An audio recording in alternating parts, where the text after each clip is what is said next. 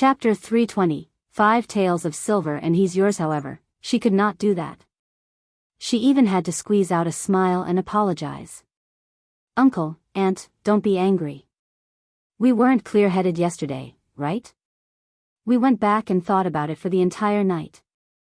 We felt that we had let Mulan down.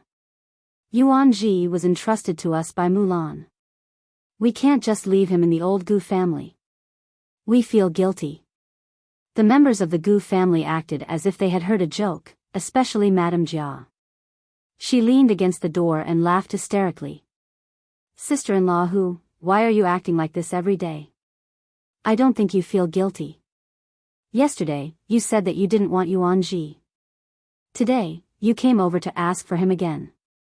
What if you say that you don't want him tomorrow? Who can stand you making a fuss like this? That's right. Our Gu family is very busy. We don't have time to mess around with you, Gu Dai said loudly. The 3 members of the Ding family did not look good. They secretly despised him in their hearts. Busy?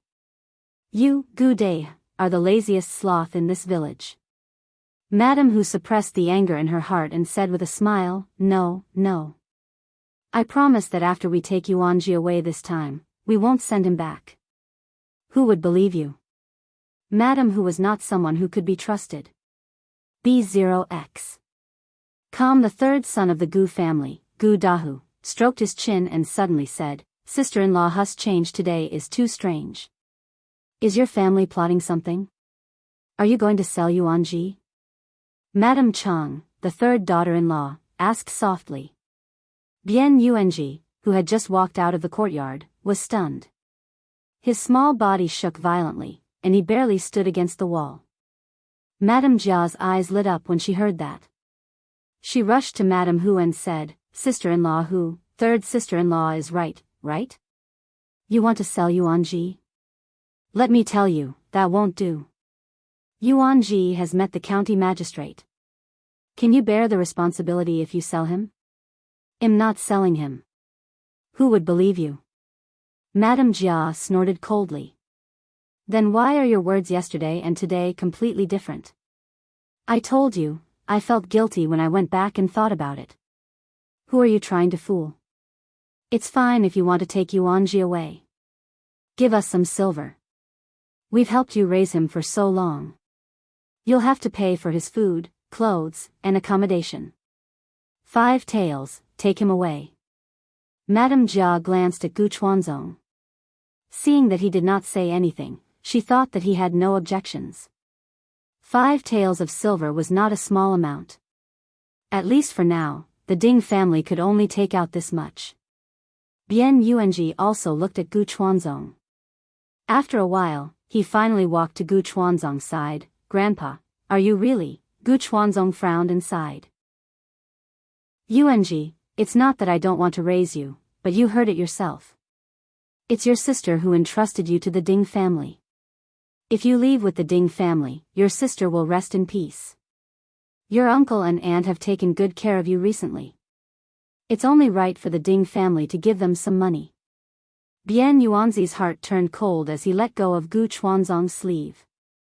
I should have known. Forget it. It doesn't matter. Madame Hu was so angry that she almost vomited blood. She glared at Madame Jia and said, 5 taels of silver. Why don't you rob me? Are you giving it to me or not? If you don't give it, Yuan Ji won't be able to leave with you. Madame Hu gritted her teeth.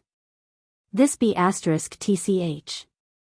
Jia Maisie, don't force me. If you force me, I will say anything. Madame Jia raised her eyebrows.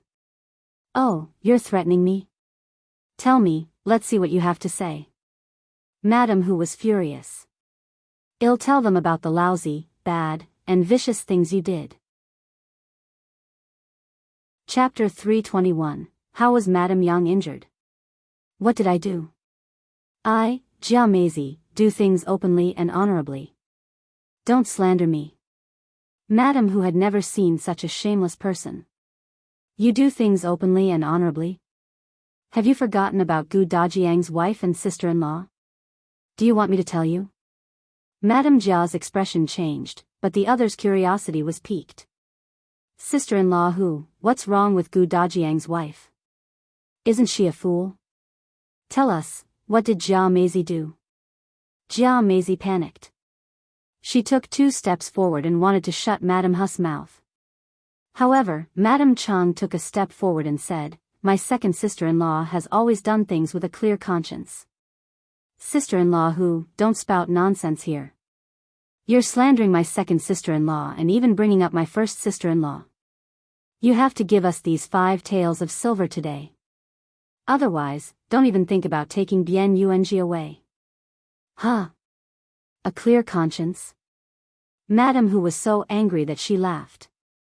She pointed at Madame Jia and said, she, Jia Meizi, has a vicious heart.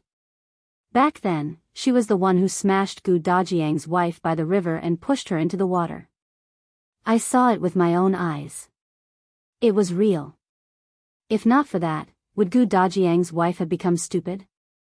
As soon as she said this, there was silence. B0XO. Calm. Everyone looked at Madame Jia and Madame Hu. Back then, didn't Madame Yang fall into the river? Was she pushed down? This, Madame Jia screamed and pounced forward. She immediately started fighting with Madame Hu. You're spouting feces and talking nonsense. I'll tear your mouth apart for slandering me. She was ruthless, and Madame Hu was not to be outdone. She was much stronger than Madame Jia. After a while, she rode on her and slapped her a few times. I'm slandering you? I saw it with my own eyes.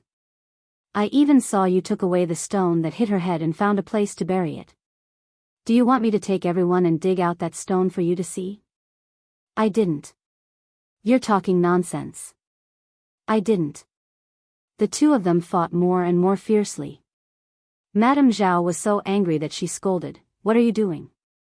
How dare you hit someone at the entrance of my Gu family? Second brother, what are you waiting for? Hurry up and pull her away. Third sister-in-law, are you stupid? Why aren't you helping? Oh. Madame Chang went over, but she didn't dare to get close. She tugged at them twice to show that she was trying. Then, she saw Madame Hu wave a hand over and fall to the ground. Gu Dahu helped her back. Gu Dai wanted to help, but Father Ding was still there. Gu Gang could not stand it anymore and shouted, enough, stop fighting. As he spoke, he pointed at the onlookers and said, all of you, go up and separate them.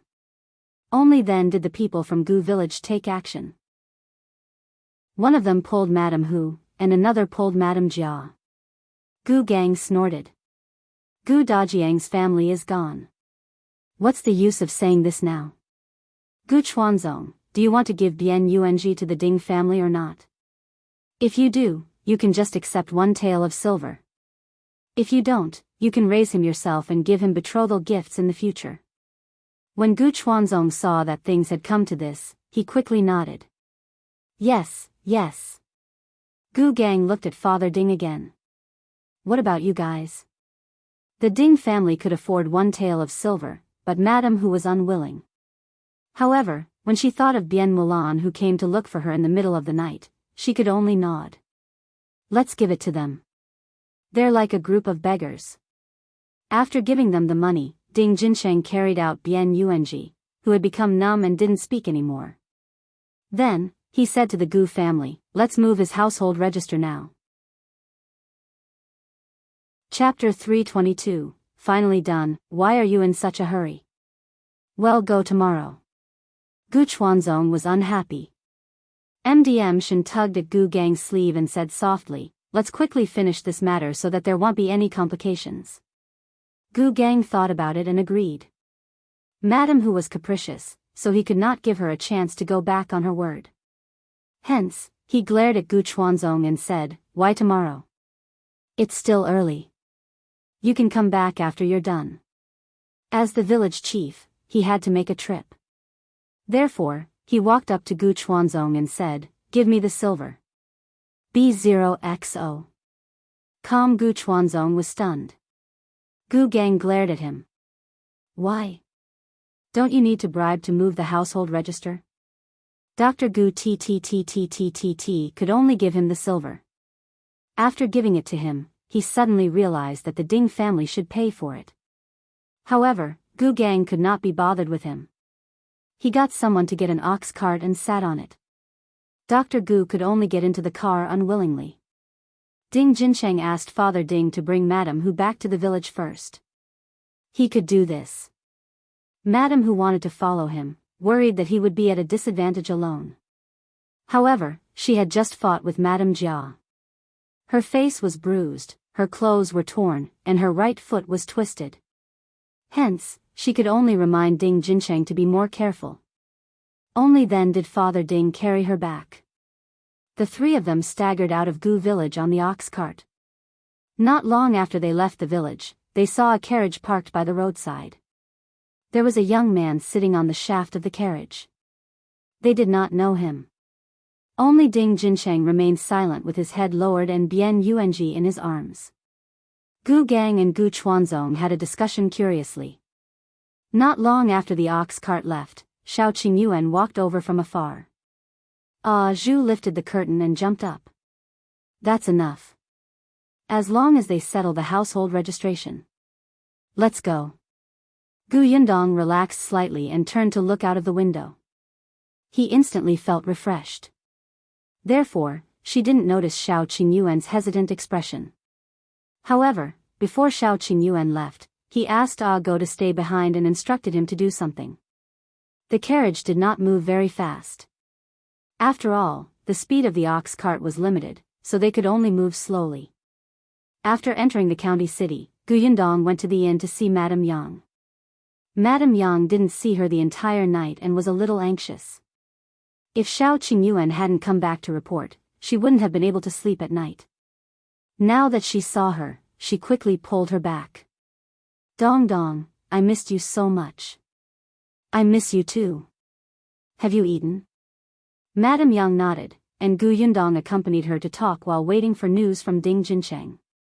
Ding Jincheng had already entered the county office. The person in charge of household registration was the secretary, so he could be considered to know Gu Chuanzong. Now that Ding Jincheng had come personally and explained the situation, he did not make things difficult for him. However, Ding Jincheng didn't want to transfer Bian Yuanji to the Ding family.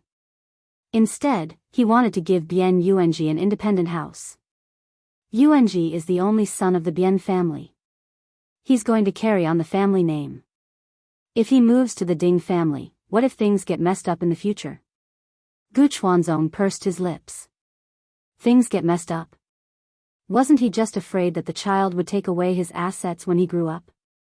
However, this was no longer his business. The three of them completed their household registration and walked back. However, Ding Jincheng said that he would buy clothes for Bian Yuanji instead of going with them. In the end, after Gu Gang and the other man left, Ding Jincheng led the child straight to the inn. They didn't even look at the clothing store when they passed by. Bian Yuanji thought that he had brought him here to sell him. Especially when he saw Ding Jincheng bringing him to knock on a door of the room in the inn and saw a rich lady standing inside, this thought reached its peak. Chapter 323. Your cousin Yundong. Only Gu Yundong and Madame Yang were in the room. Xiao Qingyuan and the rest had returned to their rooms. Ding Jincheng let out a sigh of relief after bringing him over. Yundong, I've brought him over. This is his household register. I'll leave it here. After saying that, he placed the thing on the table and turned to leave. Seeing this, Bian Yuanji subconsciously took 2 steps forward. However, he soon stopped and watched the door close in front of him. It was as if all the light had been blocked outside. He stood there alone, not knowing what to do. B0XO. A gentle voice came from behind him. Are you Yuanji? Bian Yuanzi's petite body trembled slightly as he slowly turned around. He then took 2 steps back and pressed his back against the wall, watching her carefully. Naturally, he did not recognize Gu Yundong. Gu Yundong was dressed very differently from before. Even if she was wearing the same clothes as before, he would not recognize his cousin. After all, The last time they met was in the first month of last year when he went to visit his uncle. He did not stay for long. Most of the time, he played with Gu Yundong, who was about the same age, and did not speak much to Gu Yundong. When Gu Yundong saw his frightened expression, she cursed the Gu family in his heart. She took 2 steps closer to him.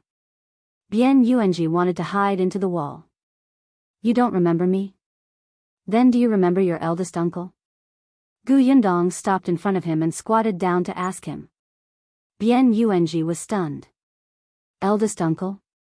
Of course, he remembered that eldest uncle doted on him a lot. Before his sister died, she had said that if he returned to his hometown and didn't see his parents, he should look for his eldest uncle or 4th uncle. However, when he arrived at the Gu family, he couldn't find his eldest uncle or 4th uncle. He only saw his 2nd and 3rd uncles, who had never treated him well. Gu Yundong tried her best to make the smile on her face look kind and gentle. I'm your eldest uncle's daughter, cousin Yundong. Do you remember? Bien Yuanzi's body was not as tense as before. He just widened his eyes in surprise. Gu Yundong asked again, do you still remember Ashu? I remember that you guys played together last year and you said that he was your best friend. I'm Ashu's sister. Ashu? Eldest uncle? Bien Yuanji finally opened his small mouth and muttered softly. He looked at Gu Yundong, who was showing him kindness, and vaguely felt that he had seen her before. Cousin? Yes, I'm your cousin. Gu Yundong smiled. My current home is very far away. It's called Yongfu Village. I came back here to look for your eldest uncle, but I couldn't find him. I met Ding Jincheng and found out that you had been sent to the Gu family and had suffered a lot. That's why I asked him to bring you out. Yuanji, are you willing to go home with me? Go home? Bien Yuanzi's mind was in a mess. It turned out that she didn't want to buy him as a slave. Only then did Gu Yundong reach out and hold his tiny shoulders. She nodded and said, yes, they'll bring you back to your eldest uncle's house. Yunshu and Yunka are both there. Cousin and your eldest aunt are also there. Bien Yuanji came back to his senses and nodded quickly, I am willing to. I can work, cook, wash clothes, and feed pigs. I'll go to eldest uncle's house. Is that okay? Although he was unfamiliar with his cousin in front of him, he still remembered Ashu. Even if he was asked to go over and continue working, it did not matter to him. Chapter 324. It feels like a dream. Ashu was over there. He was his best friend. When he was sad, he could talk to Ashu. Ashu did not bully and laugh at him like the other cousins of the Gu family. Gu Yundong's heart ached when she heard what he said. She tightened her grip on Gu Yundong's shoulders and slowly released her grip when she felt the thin and weak bones under her palm.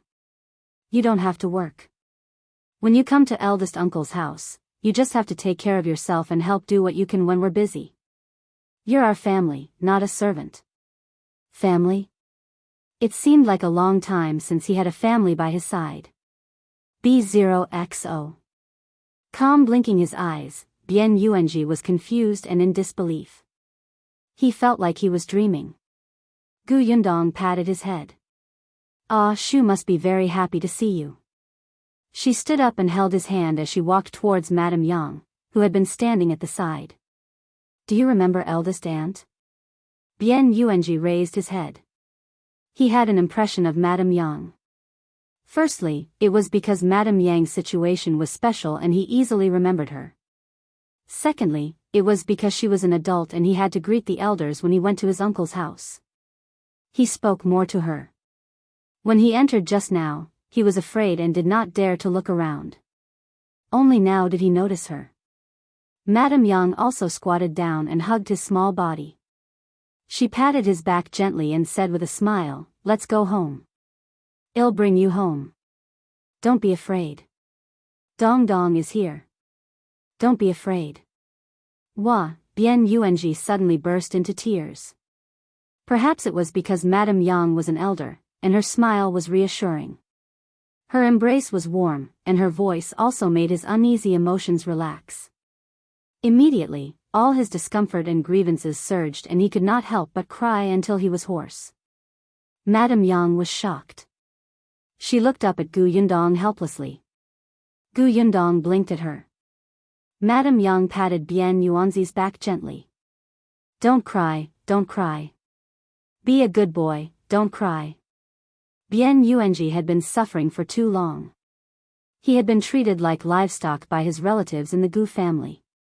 Now that he was in the arms of his aunt, he finally understood what it meant to have a family member. Not all blood relations could be called family. He was crying so hard that he was out of breath. Seeing that he was about to faint, Gu Yundong went forward and pulled him out of Madame Yang's arms. She wiped his face with a handkerchief. Stop crying. It's all in the past. Are you hungry? Let's eat first. You can take a shower and sleep. We'll talk after you rest, okay? Gu Yundong's temper was much better now, especially when facing children. She was especially patient. Yes, this was all thanks to Yunshu, Yunka, and Madame Yang. After all, these were 3 babies.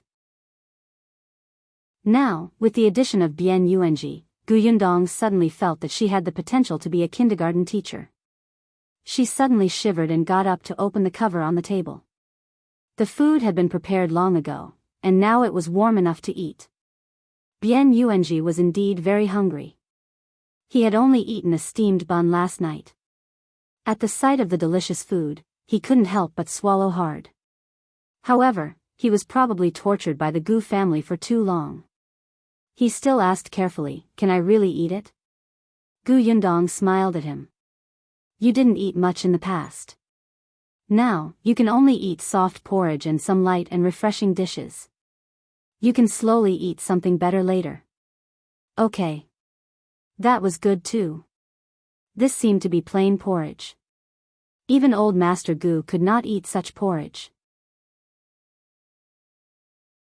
Chapter 325. Dog hasn't returned. Gu Yundong saw that although he nodded, he did not dare to do anything, so she scooped a bowl for him and placed it in front of him.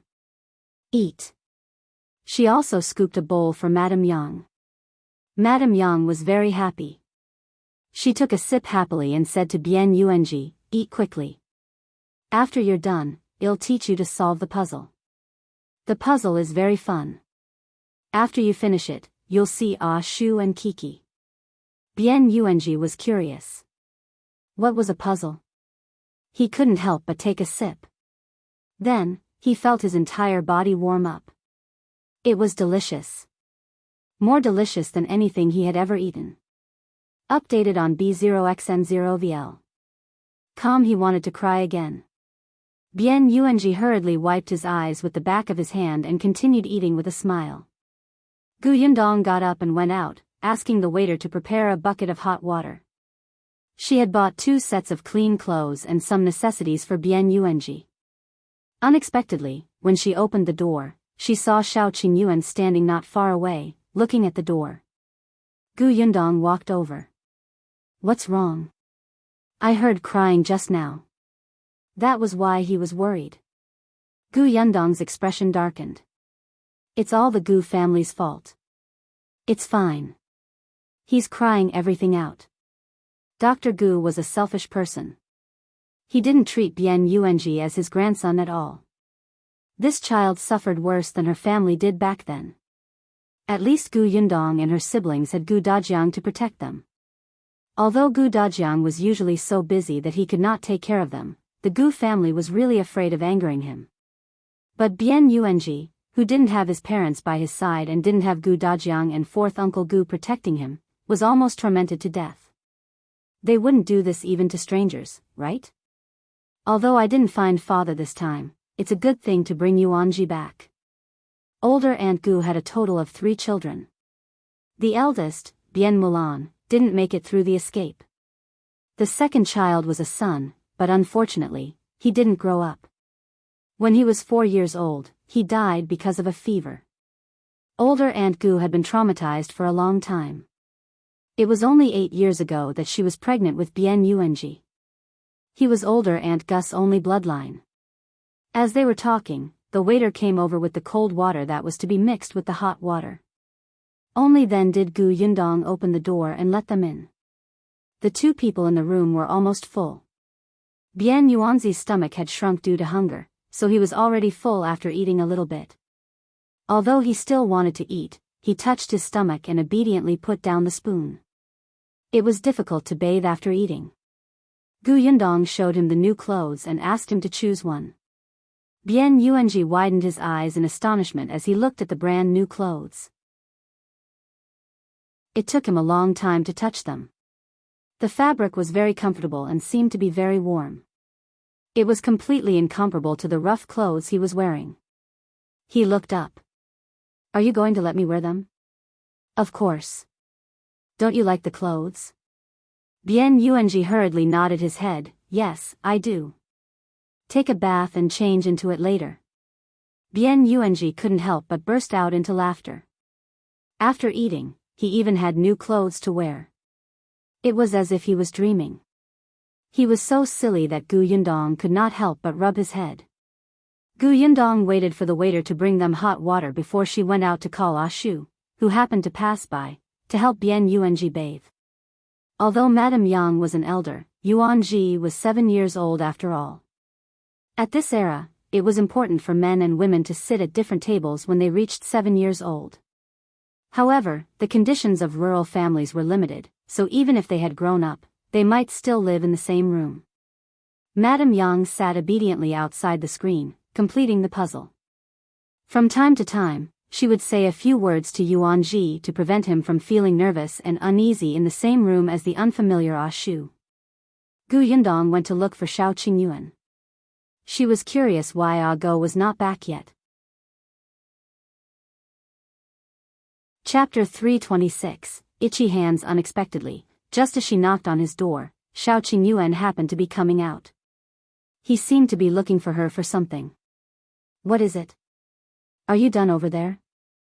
Xiao Qingyuan asked as he let her in and closed the door. Gu Yundong nodded. I felt that you had something to tell me just now. What's wrong? Also, what did you ask Ah Go to do? Why isn't he back yet? Xiao Qingyuan poured her a cup of tea and sat opposite her. There's indeed something. Updated on B0xN0VL. Calm as he spoke, he pushed the cup in front of her. He realized that she would always drink water when she was angry. Gu Yundong looked at him in surprise. This person. She took the cup of water silently. Go ahead. When the Ding family went to ask for the child today, they quarreled with the Gu family. At that time, Madame Hu said that she saw with her own eyes that your mother was hit on the head and pushed into the river by Gu Da's wife back then. That's how she became like this. Gu Yundong suddenly stood up. What did you say? I don't know if Madame Hu said it in her anger or if it's true. I let Ah Go stay in Gu village and keep an eye on old Gus's family to see if it's true. If he can't find out, we can only ask Madame Hu. Gu Yundong's face was ashen. It was not an accident that her mother fell into the water and became like this. Was Jia Meizi the one who smashed and pushed her? Her mother had already suffered enough in the Gu family. She was low-key and hard-working, but Jia Meizi actually wanted her life. She suddenly lowered her head and took 2 sips of water. Xiao Qingyuan immediately poured more water for her. Don't worry. We'll talk about it when Dog comes back. Gu Yundong slowly sat down, her gaze cold. Back then, when Madame Yang became like this, she had suffered so many insults and abuses. There were always some malicious fellows in the village who would deliberately trick her when they saw her, giving her something she shouldn't eat or making her do something she shouldn't do. In the beginning, Madame Yang was really miserable. At that time, Gu Yundong was still young and had to take care of her younger sister, who was born half a year ago and had no one to take care of her. However, those bastards from the Gu family deliberately made Madame Yang go out to wash clothes and shoot pig grass. It was only when Gu Dajiang suddenly returned and saw Madame Yang being forced to kneel on the ground and kowtow to someone with his own eyes that he got angry and smashed a stone at that person's head. He had injured the guy, and Gu Gang had found an excuse to beat him up.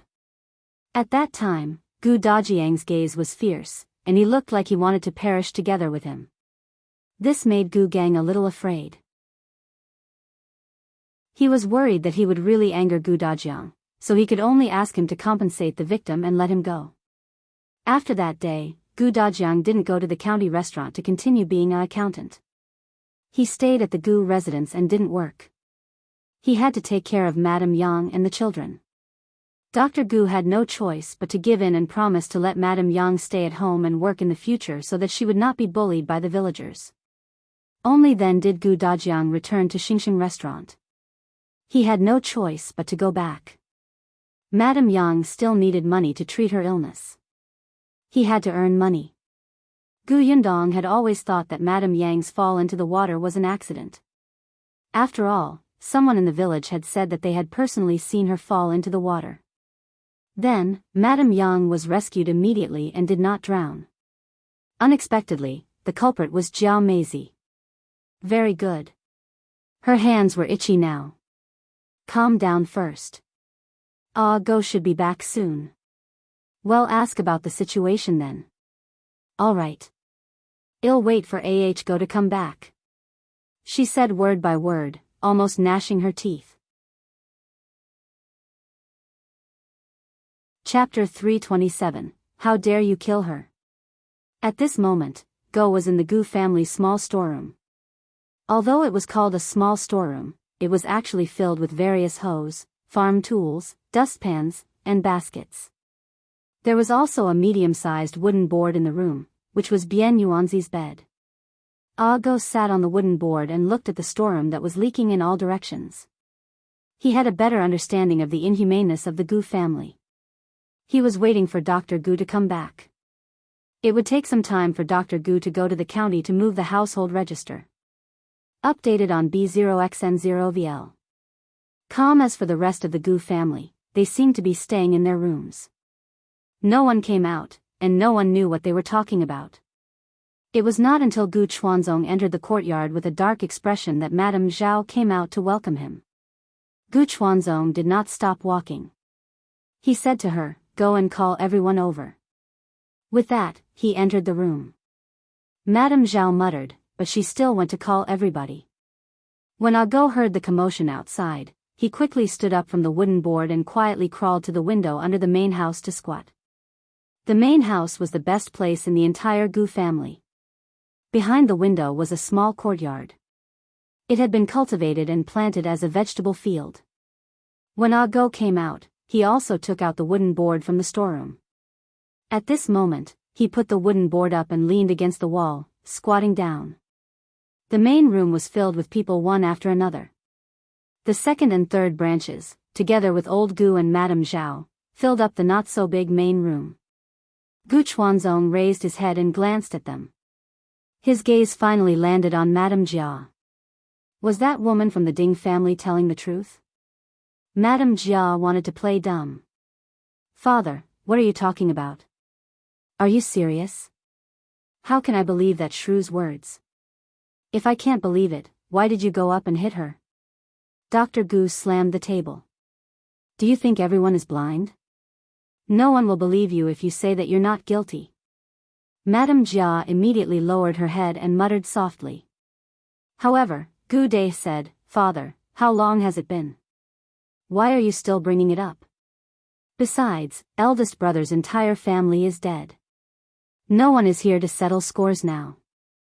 The third son, Gu Dahu, glanced at him. He lowered his head and said softly, "You can't say that. That woman was shouting in front of the entire village. Even if eldest brother's family is no longer around, we can't pretend that what second sister-in-law did never happened.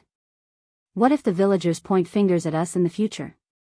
Can our Gu family's daughters get married in the future?" Madame Zhao originally did not think that it was a big deal.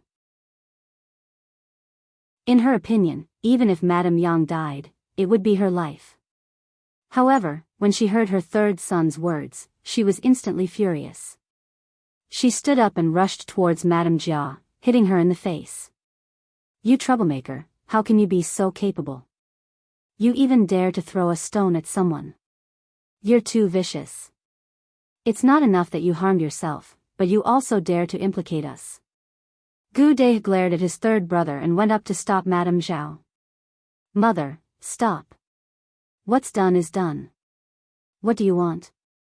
Madame Zhao was accidentally pushed by him and took 2 steps back. Madame Chang happened to support her. Mother, be careful. She lowered her voice. Don't anger second sister-in-law. She was unhappy when Shen was sold. When Madame Zhao heard this, she suddenly shivered. What did she mean? Could it be that Madame Zhao dared to kill her? Chapter 328. Old Gu was beaten up. Madame Jia suddenly raised her head and glared fiercely at Madame Chang. Suddenly, she rushed over, grabbed Madame Chang's hair, and gave her 2 tight slaps. Madame Chang was caught off guard and fell. Gu Dahu reacted quickly and went forward to pull Madame Jia up and push her to the side. Second sister-in-law, what are you doing? Why? You hit eldest sister-in-law and now you want to hit your third sister-in-law. It seems that none of your sisters-in-law will have a good ending, right? Pfft, what kind of sister-in-law is she? Madame Jia sneered. She couldn't care less and pointed at Madame Chang. Why did I hit eldest sister-in-law? You should ask your wife properly. If she hadn't said in front of me that eldest sister-in-law secretly seduced my day, would I have gone to settle scores with her? Updated on B0xN0VL. Calm. Madame Chang trembled in Gu Dahu's arms. She sobbed and retorted, second sister-in-law, don't talk nonsense. When did I say that? Eldest sister-in-law had a man. Why would she seduce second uncle? You still dare to deny it, you still dare to deny it. Madame Jia wanted to rush up and hit her again. You said that eldest uncle is not mother's biological son, and father doesn't treat him well, so eldest sister-in-law's life is the most difficult. So in order to live a good life, eldest sister-in-law wants to secretly hook up with our day. Did you say that? Is that right? Madame Chang shook her head vigorously. I didn't. I really didn't say anything. You slut, I knew that you two were bad people. When eldest uncle was around, you guys abused them. Now that they're not around, you're here to deal with us, right? When Sienna was sold, it was you, slut, who sowed discord. Alright, your daughter was saved, but you want my daughter to go out and suffer as a servant. I've long wanted to beat you to death. Gu Dahu said angrily, second sister-in-law, are you crazy? You're biting people everywhere. You two are not good people. Ever since you came back, you've been using Sienna as an excuse and don't do anything. Father and mother feel guilty and let you lie at home like corpses every day. Now, you've done something wrong and let the entire village know that our family has a vicious woman. How dare you blame my wife here? As soon as Gu Dahu got involved, Gu Dai naturally had to protect Madame Jia. The two families were arguing fiercely. The children on both sides were also secretly competing. The entire main house was like a market, revealing all their shortcomings. In the past, with Gu Dajiang around, the second and third sons had the same parents. Naturally, they were on the same side and didn't get along with Gu Dajiang. Now that Gu Dajiang's family was gone, only the two families lived under the same roof. However, Gu Dai and his wife were lazy. When they were working, they would slack off if they could. The third branch had long lost their patience. Now that they had finally found Gu Da's fault, they naturally had to make use of it. If they could poke someone's wound, they would poke it. It was best to take the opportunity to split up the family and let the two lazy people from the second branch fend for themselves. Madame Zhao was stunned. So her two daughters-in-law had actually done so much behind her back. She looked at old Gu, who also had a sullen face. His two sons, whom he doted on the most, had actually hated each other to this extent. His head hurt from the noise. He closed his eyes for a long time before slamming the table. Shut up, all of you. No one listened to him. The two sides were in a heated argument and even started fighting. It was not known who was careless, but one of their fists missed and knocked old Gu, who was walking over angrily, to the ground. Madame Zhao screamed, "Old man. The quarreling in the main room finally stopped. Chapter 329. Back Go, who was under the window, heard what happened and cursed in his heart. He deserved it. Dr. Gu was sent to the bed. Madame Jia immediately said, "I'll go find a doctor." After saying that, she ran out. Her positive attitude made Go feel that something was wrong. After hesitating for a moment, Go followed her silently. Madame Jia was not on the way to call a doctor. She secretly ran to the foot of a mountain and looked around. When she did not see anyone, she quickly squatted under a tree and dug. Updated on B0xN0VL. Not long after, a stone was dug out. Go quickly guessed that this stone should be the one that hit Madame Yang's head. Madame Jia hugged the stone and looked around. Go hurriedly hid his body. She quickly filled in the hole she had dug and stepped on it forcefully. Then, she took the stone and left. She originally wanted to throw it into the river, but now that the riverside was filled with women washing clothes, she could only find a random place to throw it away. Anyway, Madame Hu only said that she saw the place where the stone was buried. Now that there were no more stones in that place, what else could she say? Only then did Madame Jia hurriedly run to find a doctor. Go waited for her to leave before he went over to pick up the stone. The stone was not big, and it had been a few years. There were no traces left on it. However, Go still tore off a piece of his sleeve and carefully wrapped the stone. Seeing that it was getting late, he hurriedly returned to Jiangyu County. Gu Yundong was sitting in the room and listening to Madame Yang humming a tune. Bian Yuanji had just fallen asleep. He didn't seem to be sleeping well. His brows were tightly knitted. It wasn't until Madame Yang hummed older Aunt Gus' tune that he slowly fell asleep. Gu Yundong tilted her head and looked at Madame Yang's confused eyes.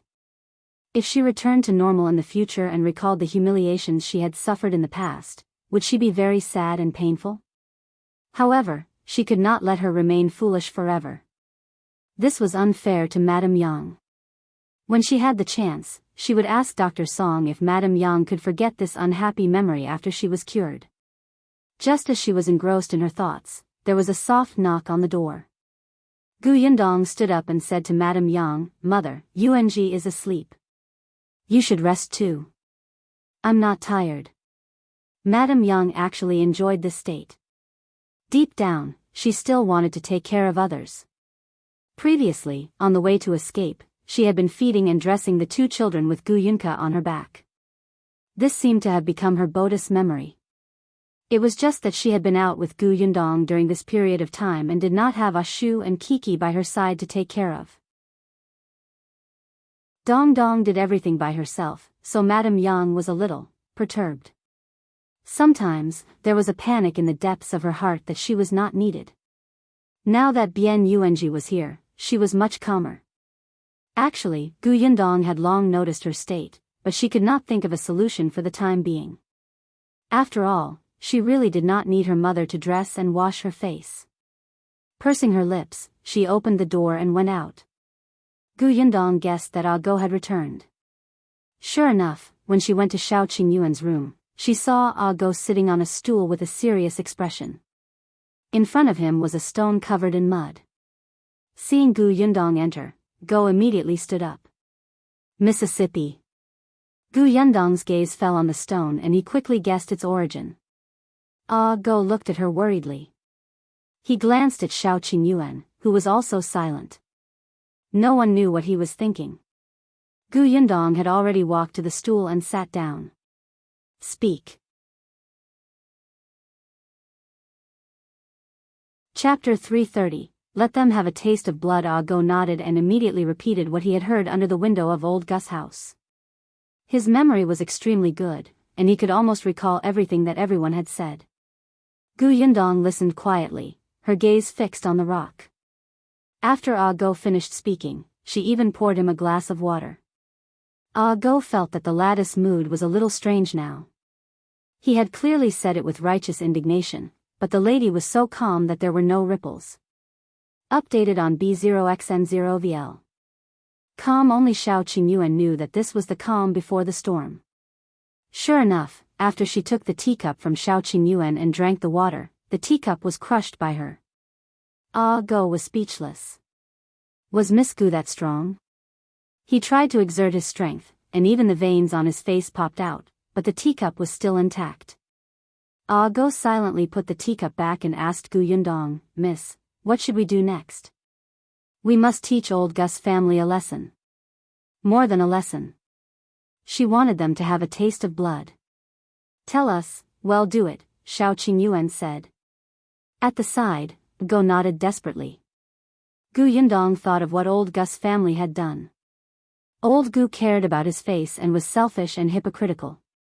Madame Zhao was unreasonable, ruthless, and unreasonable. The second branch was lazy, vicious, and enjoyed life. The third branch was a couple who specialized in sowing discord in the dark. Coincidentally, she could deal with them all at once. Gu Yundong began to roll up her sleeves, eager to make a move. "How about this?" Gu Yundong asked the others to come in and explained many things in detail.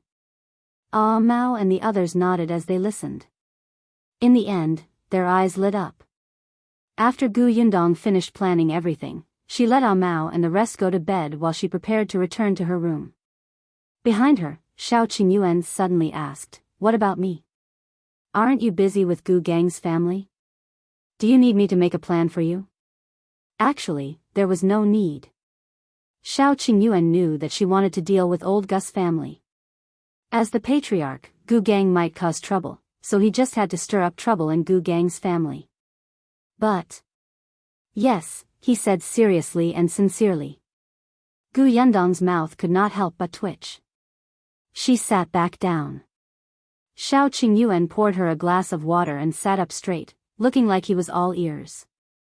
But the next moment, he saw Gu Yundong frowning as if she was thinking hard. His heart ached instantly. He immediately stood up. "Go back and rest. I can settle it." Didn't you just say?" "I suddenly had an idea." Gu Yundong was speechless. "I don't believe you. You had a flash of inspiration?" "Yes, I just thought of it." Xiao Qingyuan nodded affirmatively. His expression was exceptionally serious, and he spoke as if it was true. Gu Yundong could not help but want to laugh. Why was this man so cute? She was originally filled with frustration today, but when she saw him like this, she suddenly felt relieved. After dealing with old Gus family, she felt that she should have a good chat with Xiao Qingyuan. Gu Yundong returned to her room and she reserved another room beside. In any case, there was really no business in this inn. Gu Yundong and her gang's arrival had increased its popularity. The next morning, Go and Zhu set off. However, before they left, they took the stone wrapped in cloth with them. Not long after, Shu and Mao also left the inn. At this moment, Gu Yundong carried the food into the room and asked Madame Yang and Bian Yuanji to eat. Bian Yuanji walked to the table and his eyes widened when he saw Xiao Qingyuan enter. Chapter 331:1 Can do anything. Wasn't this the person who gave him the white steamed bun? Bian Yuanji blinked. So, did his cousin send this guy over? What about the one from the day before? Was it also his cousin's doing? His eyes suddenly curved into crescents, and he smiled happily. Xiao Qingyuan noticed his gaze and couldn't help but look at him. Updated on B0xN0VL. Calm Bian Yuanji hurriedly lowered his head and ate obediently. However, from the corner of his eye, he saw Xiao Qingyuan scooping porridge for Gu Yundong. He could not help but think to himself that this was his cousin-in-law. She looked better than his ex-brother-in-law. She would definitely be happy in the future. Definitely. After everyone at the table finished eating in silence, Xiao Qingyuan said, "Someone will come over later." Gu Yundong raised her eyebrows. Xiao Qingyuan looked at the time and walked to the windowsill. He lowered his eyes and looked at the people coming and going below. After a while, a familiar-looking woman walked over and raised her head to look over. When she saw Xiao Qingyuan, she quickly lowered her head. This person was Gu Gang's concubine, Madame Shen. Shen was holding a basket in her hand and there was a woman beside her. She did not notice Shen's abnormality and was bargaining with the vegetable seller by the roadside. Seeing that the discussion was intense, Shen suddenly said in a low voice, "I'm a little unwell. I'll go to the inn opposite to borrow the outhouse. If you've bought the vegetables, wait for me under the willow by the river." The woman frowned. She wanted to say that she was lazy and had a lot of feces and urine, but she still forced a smile. "All right, go ahead. But you have to give me the money for the groceries." Shen gave her the money and the basket. She hurriedly turned around and entered the inn. The woman pursed her lips, but she was a little happier when she saw the money in her hand. She worked even harder to argue with the vegetable seller. If she could get the price lower by 1 copper coin, she would be able to keep 1 more copper coin. Shen entered the inn and looked at the second floor. When she saw Xiao Qingyuan, she hurriedly came up. After entering, she saw Gu Yundong, Madame Yang, and Bian Yuanji. Bian Yuanji also saw her. Of course, he recognized this person. In the past, when Madame Shen pitied him, she would occasionally give him some food. Bian Yuanji had a good impression of her and would not call her a vixen behind her back like the other children in the village did. Shen was slightly surprised to see Bian Yuanji, who had changed completely. She smiled and nodded at him before looking at Gu Yundong. "You must be Miss Gu." "Miss Shen," Gu Yundong said with a smile. When Shen heard her address, she was still in a daze. Ever since she became Gu Gang's concubine, she had heard many vicious and unpleasant titles. The best was Madame Shen. It had been a long time since anyone called her Miss Shen. Shen was a little moved. She secretly took a deep breath and said, "I don't have much time. I'll make it short. Let's go to the room next door." Gu Yundong asked Madame Yang to teach Bian Yuanji to solve the puzzle, and the 3 of them went to Xiao Qingyuan's room. Originally, Xiao Qingyuan could have gone to the Gu village to look for Shen. However, Gu Gang's wife kept a close eye on her and was especially keen to find trouble with her. Just 2 days ago, when Xiao Qingyuan went to look for her, he was almost seen by that woman. Shen took the opportunity to go out. She even brought Gu Gang's daughter-in-law, Mu, with her. Since ancient times, mother-in-law and daughter-in-law had always been difficult to get along. Madame Yu and her mother-in-law had always been at odds. Now that she had Madame Shen as her second mother-in-law, wouldn't she be close to her so that they could deal with the mother-in-law together? After the 3 of them sat down, Shen asked, "What do you want me to do?" "What can you do?" Shen sneered. "As long as Gu Gang receives retribution, I can do anything." Chapter 332, Shen's hatred. Shen was indeed saved by Gu Gang's grandson, Gu Wanbao. She was originally a girl from a small town, the only daughter of her parents. Her family background was not bad. When she grew up, her parents wanted to find a son-in-law for her, but the conditions of a live-in son-in-law were not particularly good. After some selection, she was already 17 or 18 years old. Then, the Shen family left Yongning Prefecture because of the famine. Unfortunately, the Shen family's parents were gone. Only Madame Shen was barely alive. She had promised her parents that she would take care of herself and save her life. Therefore, when Gu Wanbao saved her, she was sincerely grateful. Updated on B0xN0VL. Even though the rest of the Gu family looked at her sloppy appearance with disdain, even though she knew that the Gu family was not a good family, even though after she washed her face, the 3 males of the Gu family looked at her strangely, Madame Shen was already prepared to be a slave. They had saved her life, so it was not too much to be a slave. However, this did not include the fact that Gu Gang had forcibly defiled her when she was completely unwilling. The pain from that day was still unforgettable and heart-wrenching. There were no good people in old Gu's family. None of them were innocent. This included Gu Wanbao and Madame Yu, who had sent her to Gu Gang's bed. She was the woman who had been bargaining with the vegetable seller. Madame Yu was Gu Wanbao's mother, so she didn't like Madame Shen. Not only did Madame Shen have no one to rely on, but even her man had to peek at this woman from time to time. Coupled with the fact that Gu Wanbao was liking her more and more, Madame Yu was a little anxious. Perhaps because she had been the village chief's daughter-in-law for a long time and felt that her family was superior to others, Gu Wanbao had to marry a girl from the county. Therefore, Madame Yu found an opportunity and secretly sent Madame Shen to her father-in-law's bed. This way, Gu Wanbao would not marry this woman, her own man would not dare to look at this woman, and she would be able to disgust her annoying mother-in-law. Everyone would be happy. Only Madame Shen was almost sent to hell. Gu Wanbao, on the other hand, was dissatisfied and wanted to make a fuss. After being threatened and tempted by Gu Gang, he stopped.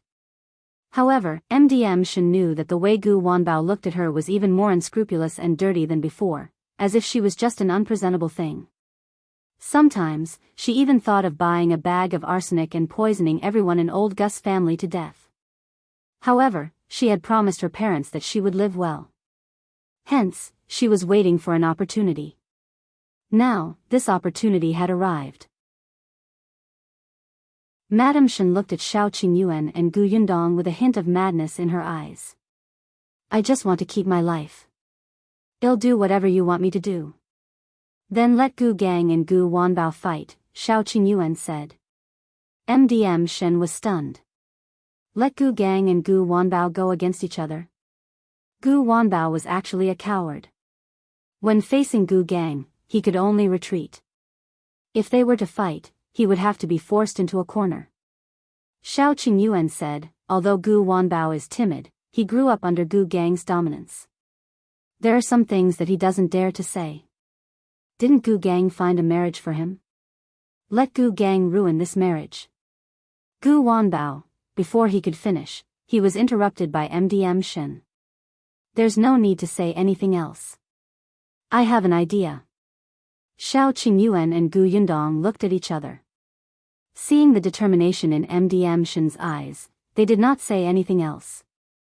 If you need help, you can look for Ah Shu and the others. You've seen them before. Alright, they'll go back first. Madame Shen stood up and turned to leave the inn. Gu Yundong looked at her back and frowned slightly. Why do I feel that her thoughts are a little dangerous? Xiao Qingyuan had this feeling in his heart too. Chapter 333. Something happened to the old Gu family. Madame Shen returned to Madame Yes side and smiled again. Madame Yu complained impatiently, what took you so long? I've been standing here for a while. I had no choice. My stomach suddenly felt uncomfortable. I really don't know if I ate something wrong. Madame Shen sighed and frowned slightly. She looked a little haggard. Madame Yu immediately exclaimed, the food this morning was made by mother-in-law. Could it be that she wanted to say something but hesitated, as if she was concerned? Seeing Madame Shen's expression suddenly darken, she immediately felt happy. She loved watching these two mother-in-laws fight. Because Madame Shen was not feeling well, the two of them sped up. After hurriedly buying things, they took the ox cart back. In the end, just as they got off the ox cart at the village, they suddenly saw the doctor in town running in hurriedly. The person leading the way was actually Gu Dai. Beside them, the women in the village were discussing mysteriously. Madame Yu was a person who liked to join in the fun. She quickly ran over and asked around. The woman immediately said, something happened to Gu Dai's wife. This morning, when she carried her clothes to the river to wash them, she was suddenly knocked on the head and fell into the river. Ah! Madame Yu was surprised. Is that person still alive? She's alive. Someone downstream saw her fall into the river and quickly saved her. Speaking of which, it's strange. That person only saw Jia Meizi fall into the river, but he didn't see anyone push her down. Isn't this situation exactly the same as when Gu Dajiang's wife fell into the river? Do you think Gu Dajiang's wife came back to take revenge? The person who spoke at the end lowered his voice, carrying a strange aura. When others heard this, they could not help but shiver. Don't spout nonsense. If Gu Dajiang's wife wants revenge, why didn't she come over earlier? She didn't know who hit her head. If it weren't for the Ding family's wife yesterday, who would know? That's true. Why don't we go to old Gus' house to take a look and ask if that's true? The people gathered here were all gossipy. They were very curious. As soon as someone said this, although they were also a little afraid that Madame Yang's ghost would not disperse, there were many people and it was broad daylight, so there was nothing to be afraid of. MDMU was also curious and wanted to take a look, so she went over and said to MDM Shen, if you're not feeling well, go back quickly. Bring everything home first. I'll take a look at old Gus' house too. I'll tell you when I come back. After saying that, she stuffed the basket in her hand into Madame Shen's hand. All right, I'll go back first. Before MDM Shen could finish speaking, MDMU impatiently followed the others towards old Gus' house. MDM Shen pursed her lips and returned to the Gu residence. At this moment, the Gu residence was exceptionally deserted. The courtyard door was not locked, but there seemed to be no one around. MDM Shen put down her things and looked around. She realized that only Gu Wanbao was sleeping on the bed. The others might have gone to old Gus' house. MDM Shen's eyes flickered slightly. She walked into the courtyard and deliberately made a loud sound. Bang! It immediately spread into the room. Gu Wanbao jolted and sat up on the bed. Frowning, he rubbed his eyes and looked out sleepily. Just as he was about to curse, he suddenly heard a low cry. Chapter 334, You're My Darling. Gu Wanbao was stunned. He immediately got off the bed and looked in the direction of the voice. He saw MDM Shen sitting in the central room with her head lowered, wiping her tears. That low sobbing voice was actually indescribably melodious and pleasing to the ear. Gu Wanbao could not help but feel an itch in his heart. He looked around and saw that there was no one around, so he quietly approached her. Why are you crying? MDM Shen seemed to be shocked. She suddenly looked up with tears in the corners of her eyes. Why are you home? She quickly wiped her tears and turned her back to him. I just came back from work and I'm tired. I'm resting in my room. In fact, he had been fooling around outside for the entire night and had only returned in the morning. After all, he was going to get married soon. At that time, it would be inconvenient for him to do anything with a wife at home. Of course, he had to go out and have a good time before he got married. He asked again, why are you crying? MDM Shen shook her head. It has nothing to do with you. How so? We're family now.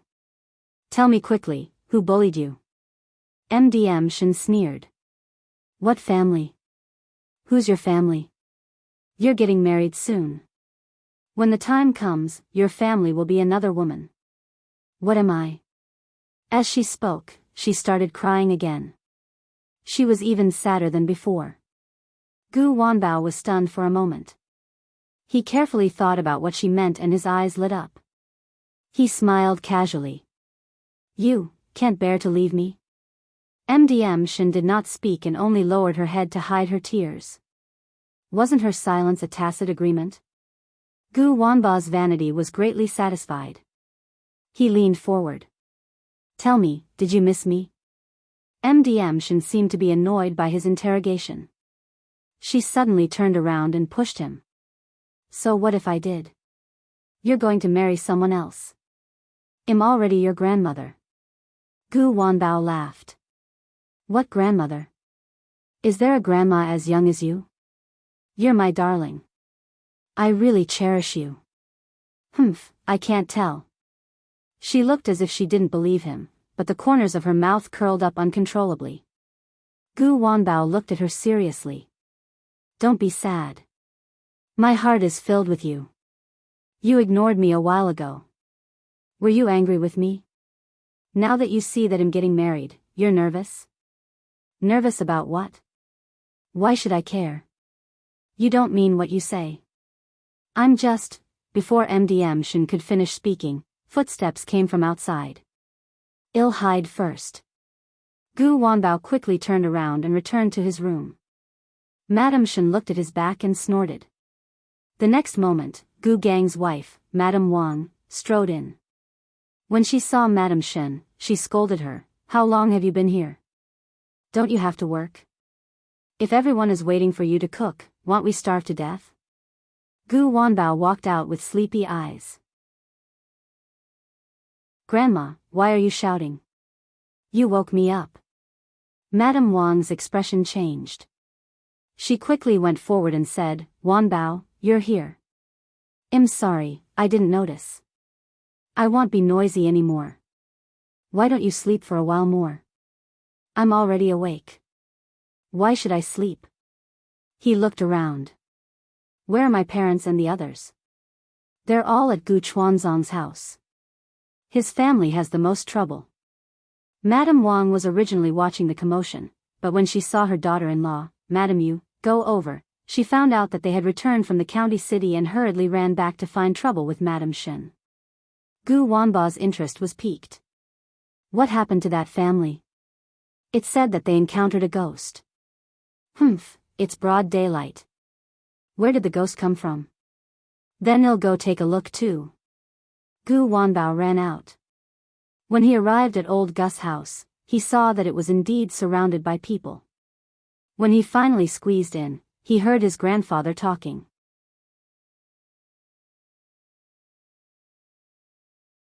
Chapter 335, Scared to Death, Why Doesn't Your Family Ever Stop? Previously, Bian Yuanji attracted a county magistrate. 2 days ago, the Ding family's wife came to cause trouble. Today, you said that your wife encountered a ghost. Can't you live a good life? Gu Gang was very impatient. He lectured Gu Chuanzong like a grandson. Gu Wanbao listened with great interest outside. However, he was curious about what Gu Da's wife looked like after she encountered a ghost. Hence, he quietly blended into the crowd and walked towards Gu Da's room. There were a lot of people surrounding Gu Da's room and they couldn't be chased away. Everyone wanted to hear what the doctor had to say. The old doctor only took her pulse slightly and said, "She's fine. She was just shocked. She just needs to rest well." "But doctor, there's a big bump on the back of my wife's head. How can she be fine?" Upted on B Omicron X0 VL. C Omicron M. The old doctor glanced at Gu Day. "You said it's a big bump yourself. It will disappear after a while. What's the hurry?" Gu Day wanted to say something, but the old doctor had already left impatiently. As soon as he left, the others immediately asked, "Da's wife, what happened? Did you see anyone smash your head? Did you really encounter a ghost?" Jia Meizi, who had already woken up, could not help but shiver. She did not know who hit her on the head, but she knew that she was not by the river when she fainted. When she was at the foot of the mountain, she felt a pain in her head and fainted. However, the women who had saved her just now said that when they saw her, she was standing by the river upstream. They called her a few times, but she did not respond. Instead, she fell straight into the river. And there was no one beside her. She looked as if she had been possessed by a ghost. Without needing anyone to remind her, Jia Meizi almost immediately thought of Madame Yang. Wasn't it exactly the same when she pushed Madame Yang into the river? But the problem was that when she pushed Madame Yang, she happened to be at the corner of the river. At that time, a big rock blocked her figure. Therefore, no one could see if Madame Yang had fallen accidentally or been pushed down. However, no one had expected someone to be so vicious as to kill someone. Therefore, when Gu Dajiang asked, the women by the river said that she had slipped and fallen into the river and hit her head. As it happened, Madame Yang had become stupid, so she naturally could not defend herself. However, Madame Jia was different. There were no obstacles around the place where she fell into the water. Everyone could clearly see that she was standing alone by the river with her body leaning forward. At that time, a woman called out to her. Then, she fell. Jia Meizi was still afraid when she thought about it. She even felt that Madame Yang might be beside her. The people in the room were still discussing loudly. Gu Day had a headache from the noise and suddenly roared, "All of you, get out. Didn't you hear the doctor say that my wife needs a good rest? Get lost." As he spoke, he asked his eldest son, the 12-year-old Gu Feier, to chase them away. Gu Feier picked up the broom beside him and waved it at the crowd. A group of gossipy women. "Do you have nothing better to do? Get out, get out." As he did this, everyone left one after another. However, they were cursing and swearing. Some even said that Jia Meizi deserved it. This was her retribution. The third branch of the Gu family, Gu Dahu and his wife, also came to visit. The two of them looked at each other and laughed. Now, the two branches had completely fallen out with each other and did not even greet each other. Seeing Jia Meizi encounter such a thing, the two of them were indescribably happy. Unexpectedly, just as they were about to return to their room, they suddenly heard two voices discussing from the corner of the wall.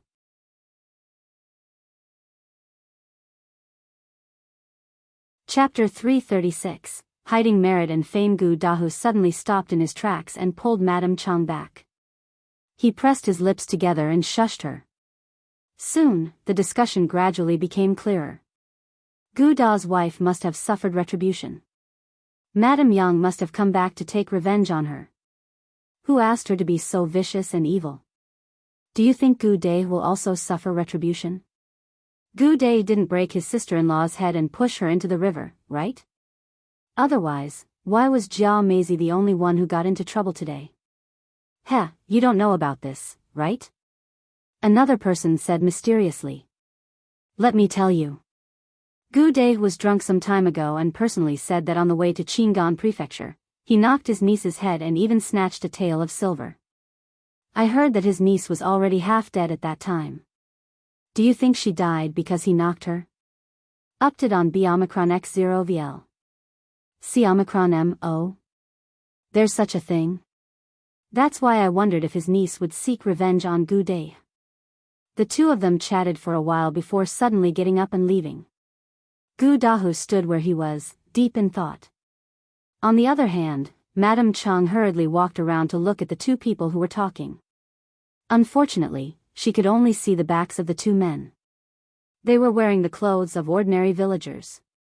She did not know who they were. When she returned, she saw Gu Dahu's eyes shining. He pulled her back to the room and whispered, "I have an idea. Do you want to hear it?" "What is it?"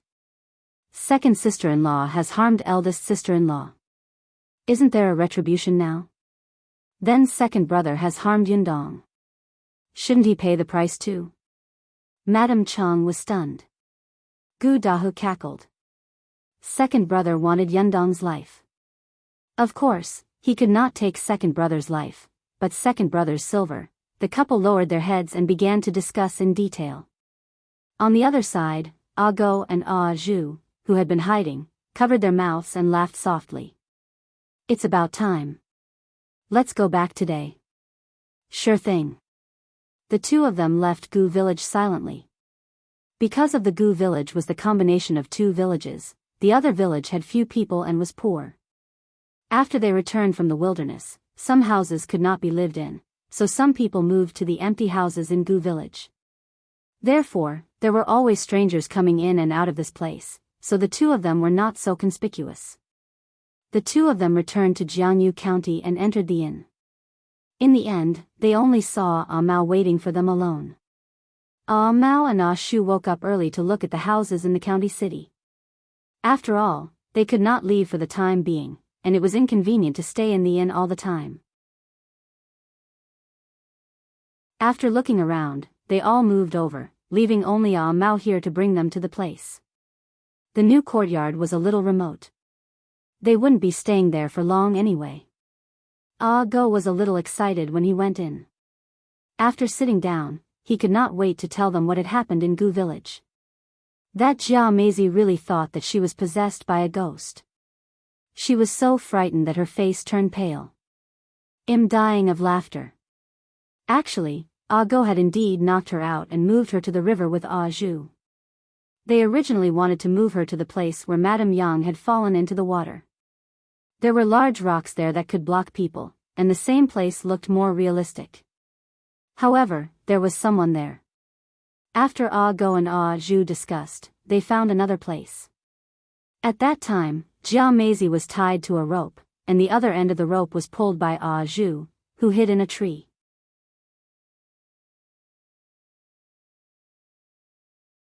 Chapter 337. It must be Gu Yundong. Ago went into the water and stuck his head out. He grabbed Madame Jia's feet and held them in place. From afar, it was like Madame Jia was standing facing the river, her body leaning forward as if she was about to fall. However, they could not see Ah Go in the water. When they called out to Madame Jia, Ah Go untied the rope on her body and Madame Jia fell into the river. In order not to kill anyone, Go even put her head aside. Then, he swam to the other side and immediately changed his clothes when he got ashore. Fortunately, the weather was gradually getting warmer. Although it was still a little cold, Ah Go felt fearless. Even so, Gu Yundong still made him drink a large bowl of ginger tea to get rid of the cold. Update on B Omicron X0 VL. C Omicron M. Gu Dahu and his wife should have fallen for it too. Speaking of this, everyone could not help but feel excited. Ah Mao said, we should go to Gu village tomorrow. The next day, Ah Shu went to Gu village with the excuse of settling down. They pretended to be dissatisfied with other places and had no choice but to run back to Gu village. On the other hand, Gu Gang became even more smug and arrogant. Ah Shu said that he wanted to walk around the village first. When Gu Gang saw that there was a chance, he immediately brought him along. They walked to the entrance of old Gus' house. Then, they heard a commotion coming from inside. Father, there was a thief in our house. I don't have any money left in my room. The smile on Gu Gang's face suddenly fell, and he gritted his teeth in anger. Ah Shu looked inside curiously. Gu Da's loud shout had called the whole family over. When Madame Zhao heard that her house had been robbed, she immediately turned around and returned to her room. She looked at her money bag and heaved a sigh of relief. However, her expression immediately turned ugly. She came out and asked him, "You saved money? How much did you save? Was it your wife who urged you?" "Mother, why are you still talking about this at a time like this? Our house has been robbed." "Madame Zhao, robbed? Then why didn't I lose anything in my room?"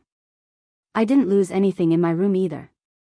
Even the copper coin that mother gave our Bao yesterday is on the table." "It's still there," Madame Chung added. Gu Dai was stunned. What did she mean?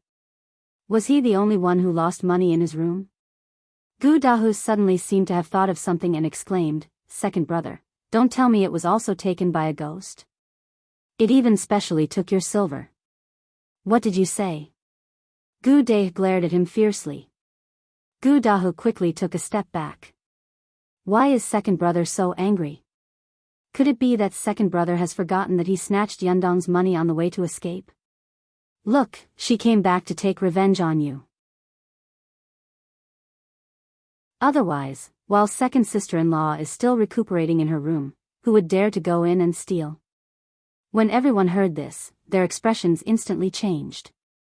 It would have been fine if Jia Meizi had encountered such a strange thing alone, but now, even Gu Dai had encountered it?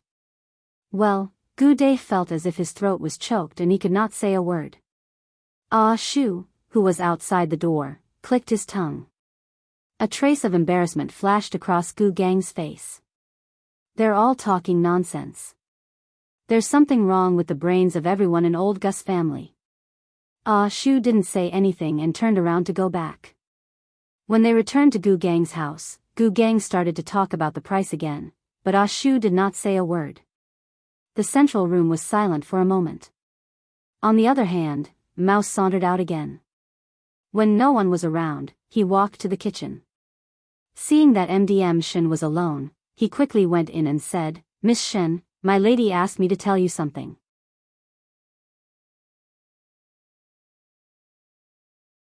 Chapter 338. Something happened to old Gu again. MDM Shen looked out. Madame Wang had gone to the toilet and was not back yet. She took a step forward and asked, "What is it?" Ah Mao said, "My lady said that there are many ways to take revenge. If this path doesn't work, well, find another one. However, it's not worth it to sacrifice yourself for revenge." When Madame Shen heard this, she was stunned. Did that Miss Gu guess something? She pursed her lips and looked up to say something, but Ah Mao had already left. Update on B Omicron X0 VL. C Omicron MMDM. Shen secretly pinched her fingers. Another way? Of course she knew there were other ways, but she didn't want to wait any longer. She would not throw herself in. Why are you standing at the door? Did you do something wrong? Did you secretly eat something? Huh? Madame Wang's voice suddenly sounded in her ears. Madame Shen was pushed by her and instantly lowered her eyes to hide the disgust in the corners of her eyes. She did not say a word. However, Madame Wang refused to give up. Why are you acting like this again? All right, there's a piece of meat missing. You must have eaten it secretly. I knew that you're not a good person. I was only gone for a while. Your hands and feet are dirty, right? I was wondering why you spent so much money when you went to the county city to buy things yesterday. Were you the one who kept some of the money? Her cursing continued. Gu Gang finally couldn't help but walk over and slap her. Can you stop? The guests have been scared away. Do you think everyone is as petty and stingy as you? Madame Wang screamed, "You hit me again?" She pounced on him and scratched him with her nails. MDM Shen silently retreated to a corner and watched them fight to the death. On the other side, Shu had also returned. However, he told Gu Gang that he had to consider it carefully and would come back another day. The next day, Ah Go and Ah Zhu came over. Then, something happened to old Gus family again. It was said that when Madame Jia came out of the outhouse in the morning, she saw the youngest son of the third branch take out a stone from Gu Dahu and his wife's room and plan to throw it away. Then, she recognized that it was the stone that she had dug out from the ground and thrown away. Jia Maisie exploded on the spot. She snatched the stone and beat the child until he almost vomited blood. Hence, the two branches started fighting again. Madame Jia insisted that it was Gu Dahu and his wife who had smashed her head, not Madame Yang's ghost at all. Of course, Gu Dahu and his wife did not admit it. They felt that Madame Jia was deliberately slandering them because the second branch had lost money and wanted to extort a sum from them. Old Gu and Madame Zhao were in a terrible fix. Not to mention stopping the fight, they were even injured. The villagers were all watching the commotion. Only then did they realize that Madame Chang, who looked soft and weak, actually had extraordinary combat strength. She pressed Madame Jia down and beat her up until she cried like a ghost. On the third day, Ah Mao and Ah Shu came again, so something happened to old Gus family again. The two branches of old Gus family wanted to split up, but old Gu refused. Madame Zhao said that they wanted to follow third brother. This was because she knew that her second son and wife were lazy and greedy. Moreover, she had sold Gu Xiener previously. Madame Jia must have a grudge against them. Gu Dai did not want to take care of this couple either, so he agreed readily. However, the condition was that they had to share more of the family assets as compensation for Gu Xiener. Madame Zhao said that she did not have money. When no one was paying attention, Gu Feier secretly ran to the third branch's room to search for silver. He actually found 8 taels of silver. The Gu family was stunned, and Madame Zhao was even more dumbfounded. She had only saved 15 taels of silver for so many years.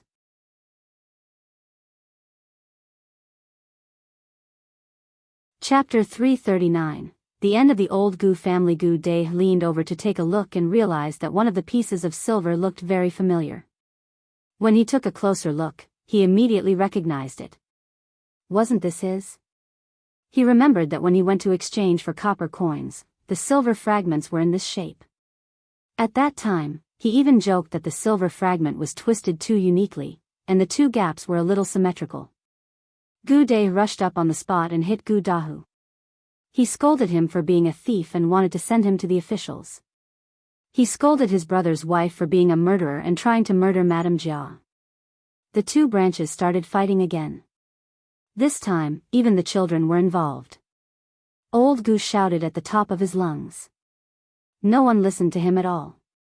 Madame Zhao cried even louder. Many things in her house had been smashed. On the fourth day, Ah Go and Ah Zhu came again. Then, something happened to old Gu's family again. The fifth day, the sixth day, the seventh day, on the eighth day, old Gu's family's two branches had already reached a point where they could not get along. The villagers seemed to be watching the show every day. Gu Gang wanted to interfere, but he realized that Gu Wanbao had been making things difficult for him recently. The two of them had quarreled several times, and he had even said that he did not want to get married. The rumors had even reached the ears of his future in-laws. Gu Gang was already in a terrible fix over his own family's matters, so how could he have the time to pay attention to old Gu's family's situation? By the time he came back to his senses, something had already happened to old Gu's family. It was said that Jia Meizi had suffered too much during this period of time. It was mainly because they were at a disadvantage every time they fought with the third branch. The third branch's couple were good at secretly scamming people. Others did not expect their martial arts to be so strong. If they fought, the second branch would always lose. Update on B Omicron X0 VL. C Omicron M. That day, when Jia Meizi saw the eldest daughter of the third branch, anger surged. She thought about how her Xian'er's life was still unknown and how she worked like a slave for others. How could the daughter of the third branch enjoy life at home? At that time, her eyes were bloodshot. She stuffed the 12-year-old girl's mouth and put her into a sack and brought her to the county city. On the way, someone saw that something was wrong with her and noticed that Madame Chang was looking for someone. They roughly guessed it and told Madame Chang. Madame Chang rushed to the county city in a hurry and happened to see Madame Jia planning to sell her daughter to a brothel. Her eyes were about to split open as she went up and started fighting. It was true that Madame Jia could not defeat her, but Madame Chang had to protect her daughter, so she was at a disadvantage. Unexpectedly, Madame Jia took the opportunity to tear off her clothes and expose most of her body in public. Who were the people in the brothel? They were all despicable men. Madame Chang was stunned and her mind went blank. In the end, it was her daughter who escorted her back. After Madame Chang returned, there was something wrong with her and she was in a daze. The doctor said that her brain had been hurt and was afraid that she would be like this in the future. However, Madame Zhao even said that she was embarrassing and wanted Gu Dahu to divorce Madame Chang. Gu Dahu was so angry that his entire body was trembling. He pushed Madame Zhao and almost made her fall. He rushed into the kitchen, grabbed a knife, and ran to the second branch's room. Madame Jia was trembling in fear. Gu Dai naturally went to stop her, and the knife slashed his wrist. The tendons in Gu Da's hand were broken, and his right hand was completely crippled. However, Gu Dahu did not give up. He steeled his heart and cut off the tendons in Gu Da's left hand. Old Gu's house was covered in blood. When old Gu and Madame Zhao rushed in, they saw Gu Dai lying in a pool of blood with a scream. Madame Jia was knocking Gu Dai away. Then, she picked up the knife that he had dropped on the ground and slashed his leg. Old Gu collapsed to the ground. The last thought in his mind was, if I had known this would happen, I wouldn't have sharpened the knife yesterday.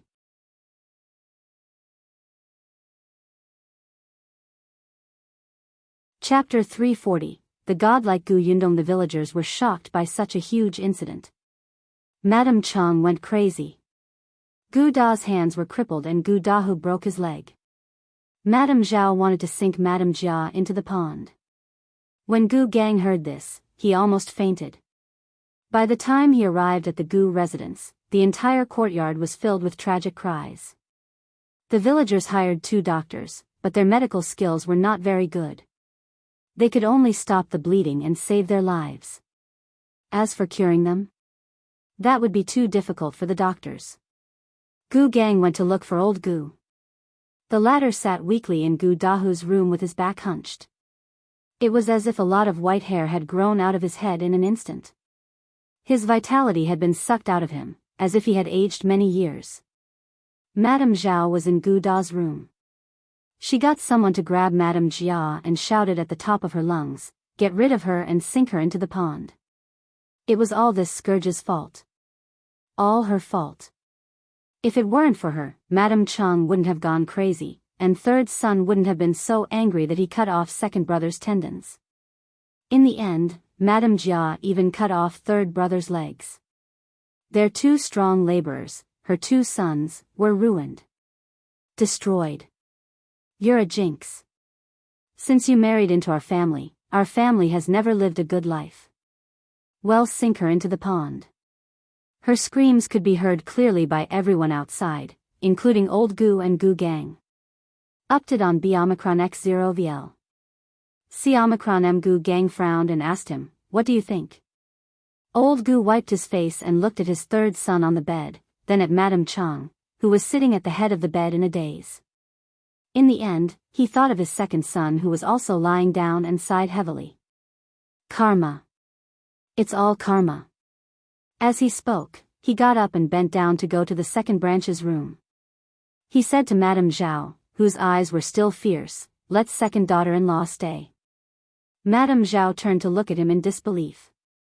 Old Gu said, "Second brother is already like this. Someone has to take care of him. I can take care of him. What about third son?" Madame Zhao opened her mouth. Thinking of Madame Cheng's appearance, she probably could not rely on her. She could only do it herself. Old Gu continued, "Besides, if you sink her into the pond, who will do all the work in our family? Or are you going to arrange another wife for second brother? But our family spent most of our money on the treatment just now. Besides, look at second son. No one is willing to marry him again." But, old Gu said in a low voice, "At most, you can just torture her in the future. Let this matter go. Don't make a fuss.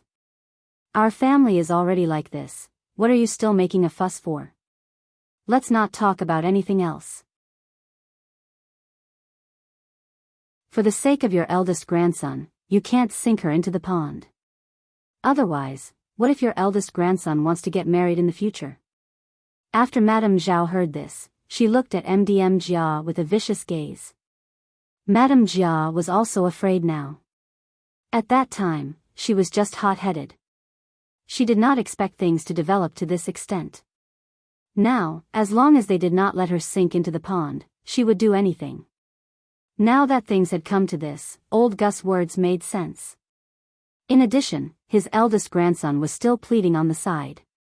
Madame Zhao could only give in. However, Madame Jia's life would be difficult in the future. Therefore, old Gus' family has suffered heavy losses this time. When Ah Go and the others reported the situation to Gu Yundong, they were extremely excited. Miss Gus' foresight was godlike. She was too smart. Look at how she had tormented old Gus' family. Gu Yundong knew that old Gus' family would not have a good ending.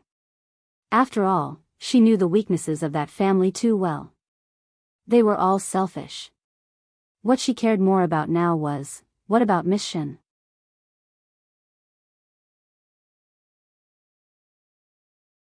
Chapter 341, You Adulterous Couple. At the mention of the Shen family, Shu and Ah Mao looked at each other. Of course, they already knew how Madame Shen planned to deal with Gu Gang. Although they felt that it was not worth it, there was nothing they could do since Madame Shen insisted on doing so. Ah Shu said, "Miss Shen asked me to help her tomorrow. She should be preparing to reel in the net." Gu Yundong nodded. "Go there early tomorrow." The next day, Ah Shu went to Gu village again. Recently, Gu Gang had been very frustrated. Gu village was not peaceful because so many things had happened to old Gus' family. Ah Shu, whom he had always thought could extort more money from, always said that he would consider whether or not to settle down here. Every time he thought there was hope, something would happen to old Gus' family. Then, Shu would go back. This dragged on day after day. Therefore, Gu Gang really hated old Gus' family to the core. He was considering whether he should chase this useless family out of Gu village. However, he had lost his patience with Ah Shu. This time, when he heard that Ah Shu was coming, he was also disinterested. It was only when Ah Shu's cousin came over and said that Ah Shu wanted to see the homestead that he suddenly came back to his senses. Had this guy made up his mind? Gu Gang immediately tidied himself up and left. Ah Shu was standing not far from his distant cousin's house. He pointed at a place and said that he wanted to buy 1 acre. Gu Gang still stated the previous price, and there was no room for negotiation. Although Ah Shu was unhappy, he still agreed. Unexpectedly, Gu Gang pushed his luck and asked for 5 taels of silver as he had to bribe the officials. When Ah Shu heard this, he exploded and started arguing with him on the spot. He said that Gu Gang was a blood-sucking bug, that he was black-hearted, and his words were very intense. It provoked Gu Gang so much that he almost fainted. He pointed at Ah Shu and told him to get lost. He didn't have to come again. Then, he went home angrily. There was no one at home. Gu Gang was so angry that his throat was smoking. He wanted to go to the kitchen to drink water. Unexpectedly, he heard strange rustling sounds. Among them was his concubine Madame Shen's. There was something wrong with that sound. Gu Gang followed the sound and saw that the door to his room was ajar. He could hear laughter coming from inside. He only heard a few words before his anger surged. He suddenly pushed open the door. What greeted his eyes were 2 people in disheveled clothes hugging each other. One of them was Gu Wanbao, his good grandson. The other was Madame Shen, his beloved concubine. What a match made in heaven. Gu Gang pointed at them with a trembling finger. You adulterous couple, you actually did such a thing, you did such a thing. Slowly, even his body began to tremble. He turned around to look for something, as if he wanted to beat them to death. Seeing that there was a wooden stick beside the door frame, Gu Gang took it. Madame Shen screamed in fear and hurriedly hid behind Gu Wanbao. She said pitifully and dependently, "What should I do? Wanbao, save me. Hell, kill me. What should I do? I'm so scared." Initially, Gu Wanbao was still a little timid. However, he had been quarreling with Gu Gang recently, so his courage slowly grew. Coupled with Madame Shen's stimulation, he immediately puffed out his chest and stood in front of her. Who are you calling an adulterous couple? You're clearly the one who's so old and still doesn't know shame. I was the one who saved her in the first place, and I was the one who wanted to marry her. If you hadn't ruined her, we would have been a perfect couple. You old man, you already have my grandmother, yet you still fancy a young lady. She's young enough to be your granddaughter.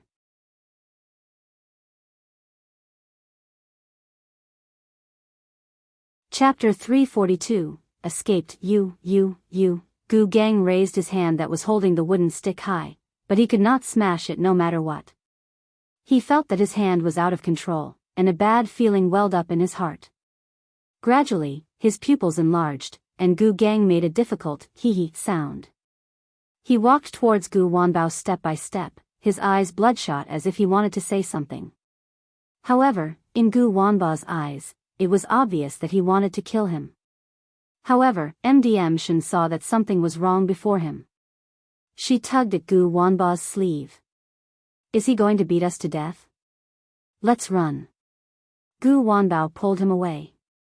Gu Gang was a little anxious. He moved his other hand and seemed to be able to control it. He immediately grabbed Gu Wanbao, who was walking past him. Gu Wanbao's expression changed. In his panic, he grabbed the scissors in the embroidered basket and stabbed them at him. Bright red blood spurted out, dyeing Gu Wanbao's hands and his clothes red. Gu Gang lowered his head in disbelief and looked at the scissors stuck in his chest. Gu Wanbao was also shocked. He lowered his head and looked at his hands. He had killed someone. He killed his own grandfather. Gu Wanbao suddenly took 2 steps back. He looked at Madame Shen, who also looked at him with wide eyes. You have to pay with your life for killing someone, she said with difficulty. Gu Wanba's face turned pale. He shook his head. No, I didn't do it on purpose. I don't want to pay with my life. I don't want to die. I don't want. He turned around and ran out in a panic. Shen was still standing on the spot. She looked at Gu Gang, who was panting heavily on the ground, and suddenly laughed. Mao's head appeared at the door and waved at her. Let's go.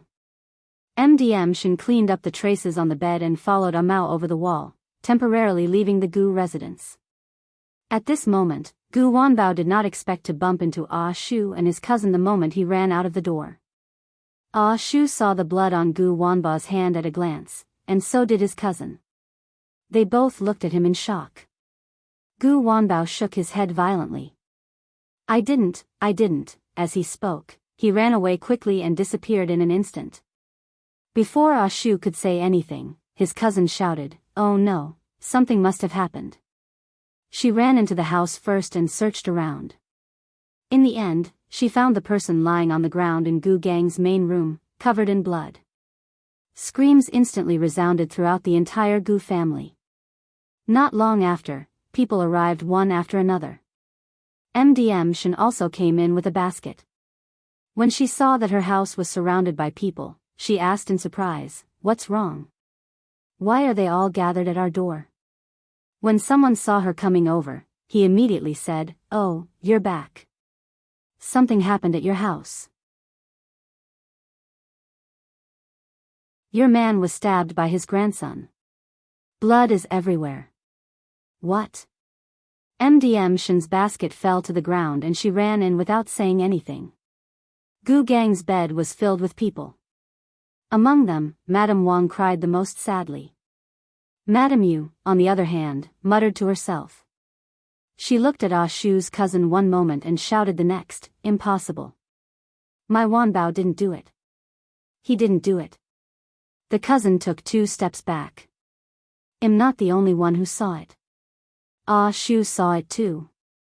His hands were covered in blood when he ran out. He was in a panic. I think we weren't the only ones who saw him when he ran away. There were others on the way. Why don't you ask? I don't believe it. I don't believe anyone until Wanbao is found."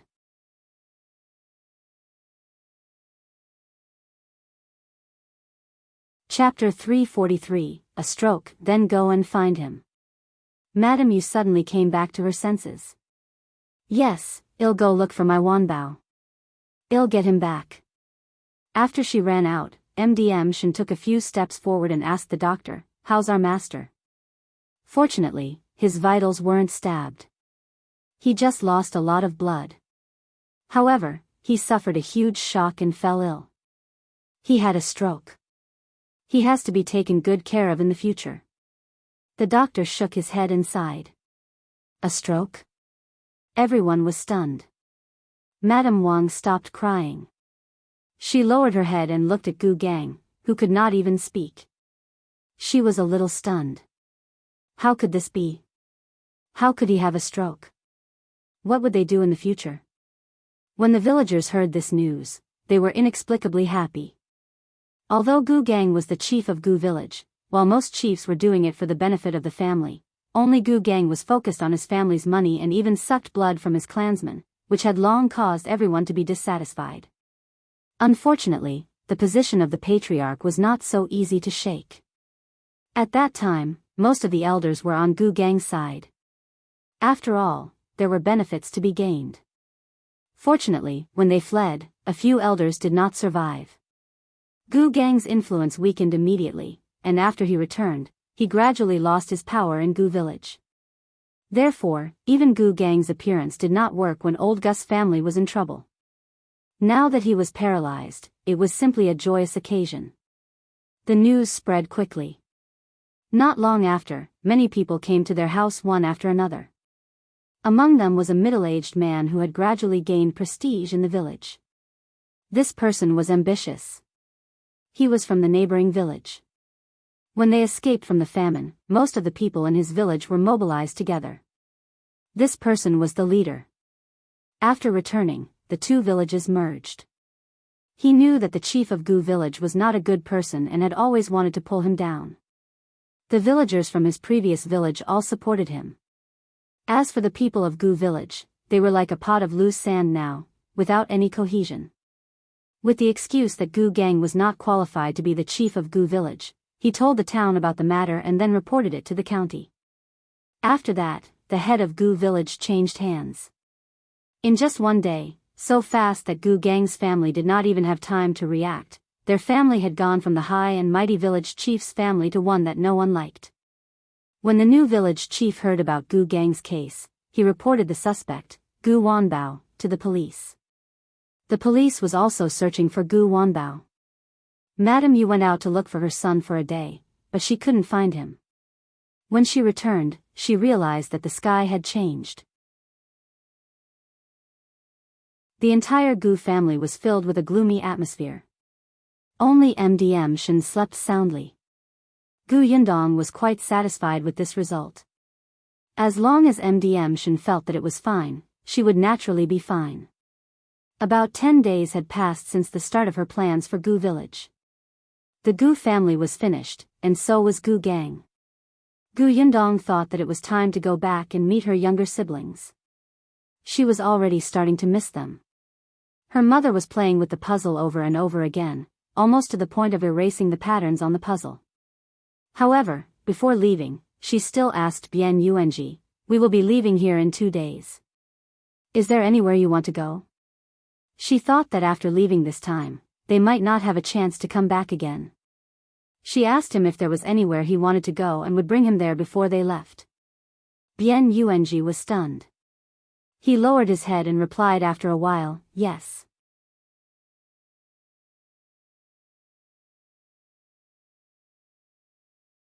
Chapter 344, Meeting Madame Who again. Bien Yuanji wanted to take a look at his home. Ever since he came back from the desert, he stayed in the Ding family for a few days before being sent to the Gu family. Until now, he had never returned to the warm home where his parents and sister used to live. Gu Yundong immediately agreed. She also wanted to take a look. The Bien family was a little far away. After leaving the county city, they had to pass by Gu village and the Ding family's Shangbei village. After passing another village, they arrived at his house. Her eldest uncle Bien Han's parents had passed away a few years ago. His family had never had many children.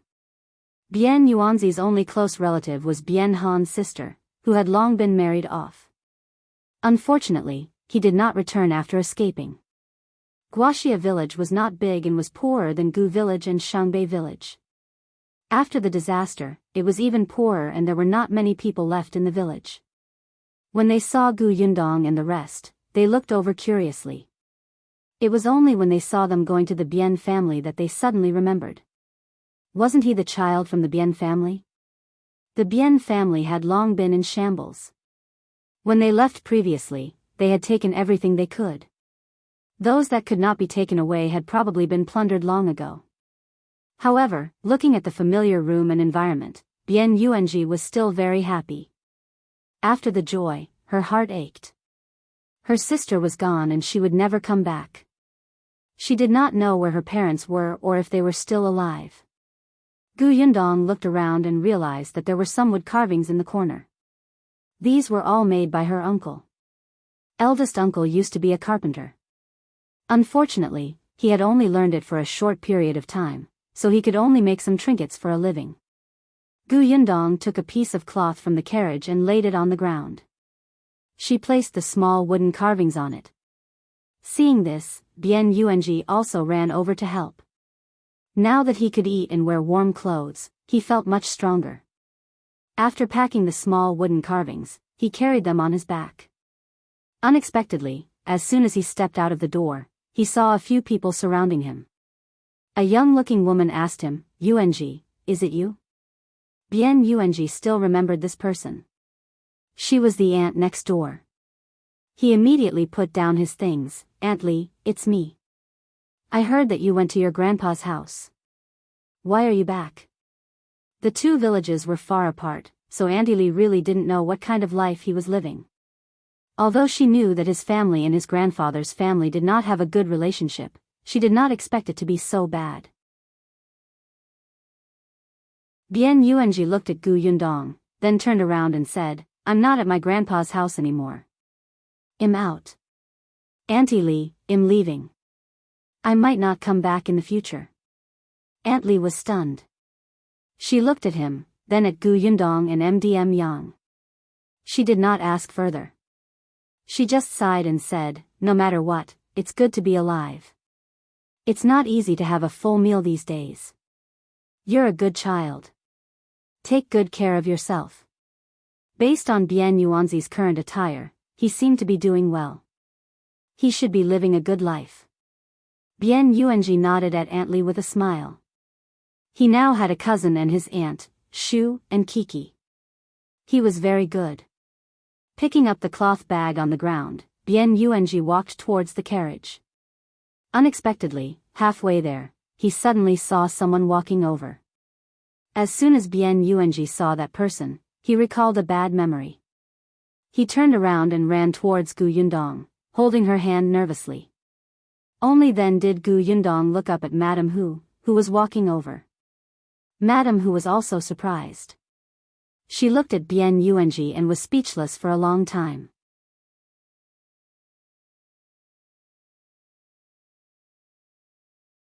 Chapter 345, A Little Familiar upped by Boxn0VL.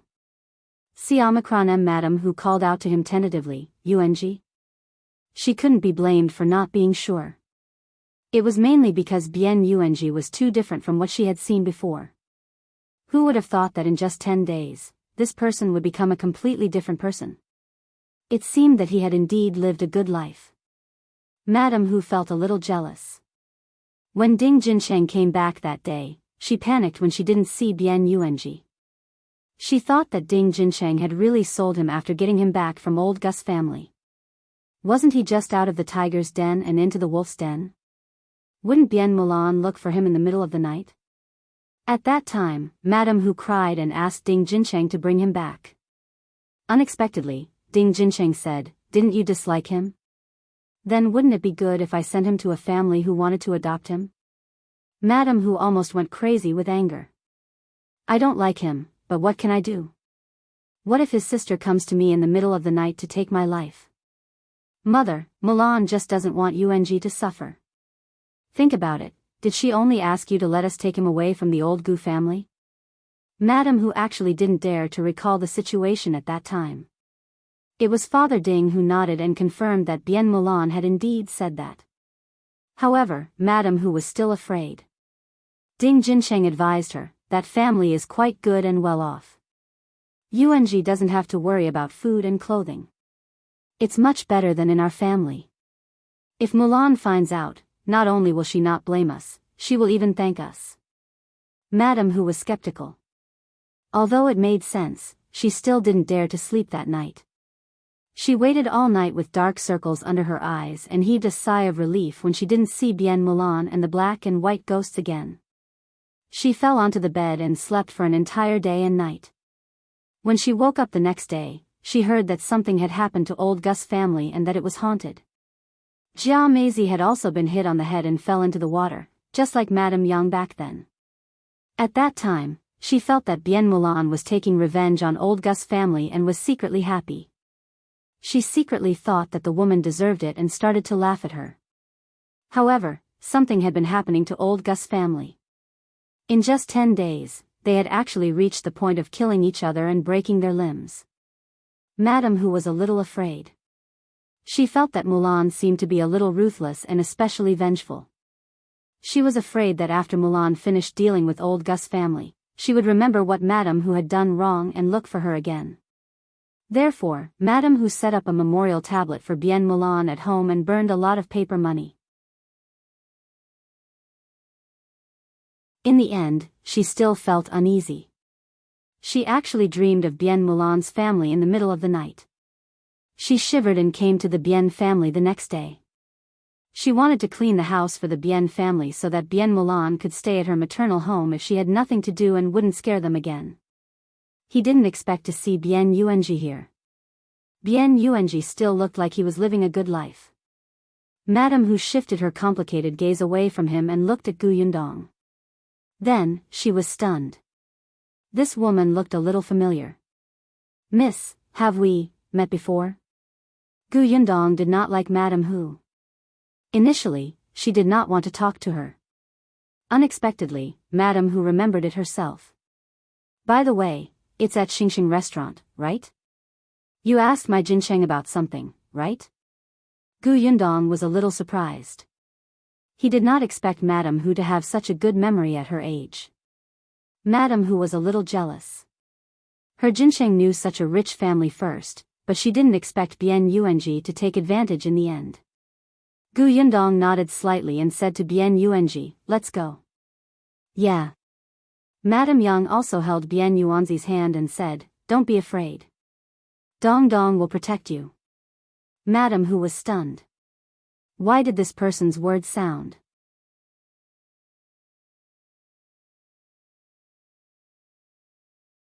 Chapter 346, That's Gu Dajiang's wife upped by Boxn0VL.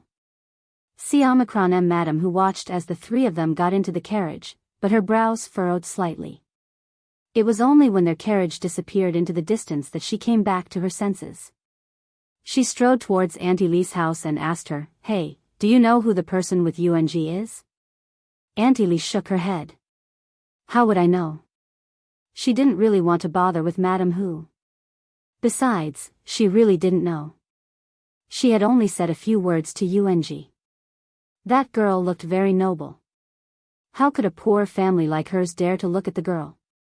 Seeing that she could not find out anything, Madame Hu was a little angry.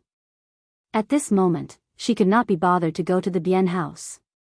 She turned around and ran home. When she saw Ding Jincheng chopping firewood, she hurriedly pulled him over and asked him very seriously, tell me honestly, who exactly is the person who adopted Bian Yuanji? Ding Jincheng was taken aback, and his gaze drifted a little. Didn't I say it already? It's just a kind-hearted family who pitted Yuanji, don't lie to me. Madame Hu suddenly shook off his hand and said angrily, I met them all today.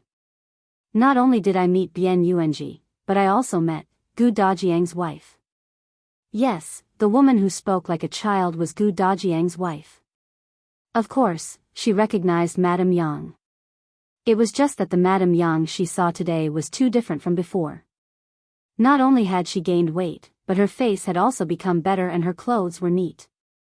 She didn't dare to look at her anymore. It was only when she heard Madame Yang's words that she suddenly connected the two of them. However, Madame Hu could not believe it no matter what. Still, along the way, she was certain that it was Madame Yang. Who was the woman holding Bian Yuanzi's hand? Ding Jincheng saw that his mother had seen them, so he did not hide it anymore. He pursed his lips and said, that person is Yuanzi's cousin. Cousin? She's eldest uncle Gu Dajiang's daughter. Pest, Madame Hu's eyes widened. Gu Dajiang's daughter. Madame Yang's daughter? No wonder Madame Yang was also there. She frowned tightly. Gu Dajiang's daughter was back, and she looked rich. She returned to Jiangyu County, but she didn't show up. She didn't go back to Gu village, but only asked you to bring Bian Yuanji out? Ding Jincheng nodded. Yes, she knew that Bian Yuanji wasn't doing well. The Gu family didn't like him, so she took him away. She doesn't live in Jiangyu County? Ding Jincheng still nodded. Madame Hu lowered her head and thought for a moment. Suddenly, she clapped her hands and smiled. Then, she turned around and left. A bad premonition flashed across Ding Jincheng's mind. He suddenly pulled her back. Mother, where are you going? Where am I going? Ha ha ha ha ha, they'll go to old Gus' house. Madame Hu gloated. They extorted a tael of silver from me and tortured me. Do you see that? Old Gus' eldest granddaughter is so promising now. She clearly came back, but she doesn't even enter the house. Ha ha ha, isn't that hilarious? Mother, hey, don't stop me. If old Gu finds out, he'll definitely regret it and die. I have to tell them that their rich granddaughter came back and took Bian Yuanji away without even looking at them. Ha ha ha. I want to laugh when I think of old Gus' face when he hears that. Madam Hu was extremely excited. She just wanted to see the world in chaos. She struggled free from Ding Jincheng and wanted to leave.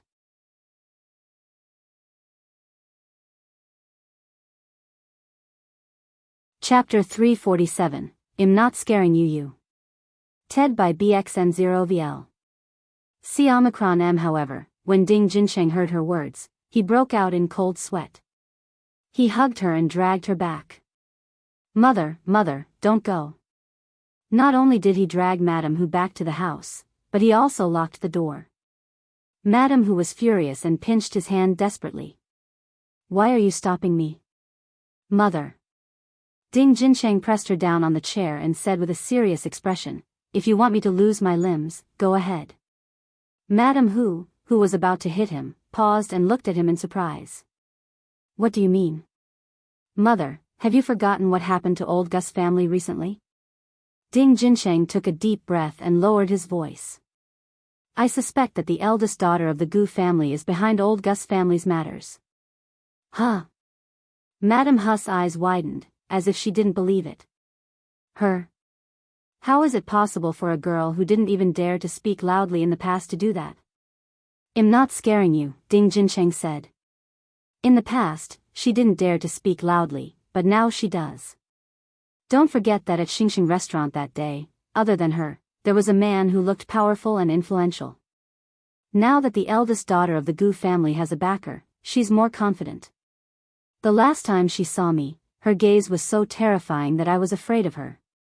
Madam Hu was stunned. There did seem to be a man.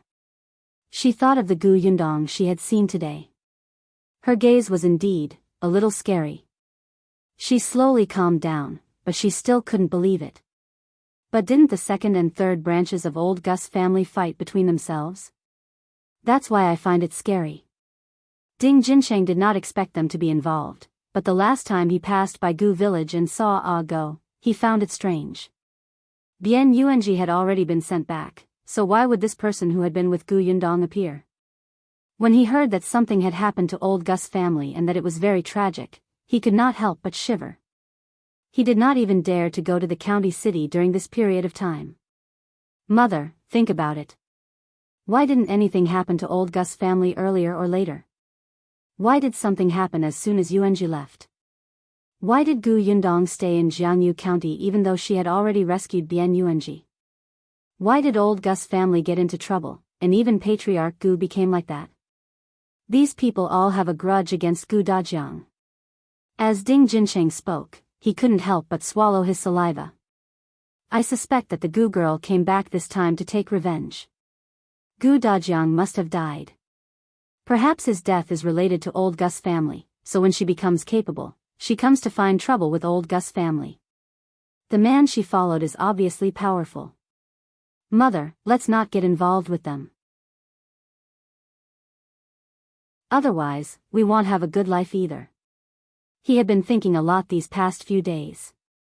The more he thought about it, the more he felt that this was the case. He even suspected that his parents' encounter with a ghost had something to do with her. Madam Hu was stunned when she heard this. However, when Ding Jincheng said that, his tone was scary, making one's hair stand on end. She glared at him.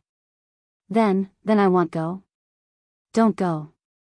Madam Hu wanted to laugh at old Gus' family, but when she thought of the miserable state of old Gus' family, she decided to forget it. What if this woman realized that they were bad to Bian Mulan and Bian Yuanji? Gu Yundong did not know that Madam Hu had almost gone to Gu village to announce her return, but it did not matter even if she did. The Gu family was already in such a state. So what if they knew that she was the one who did it?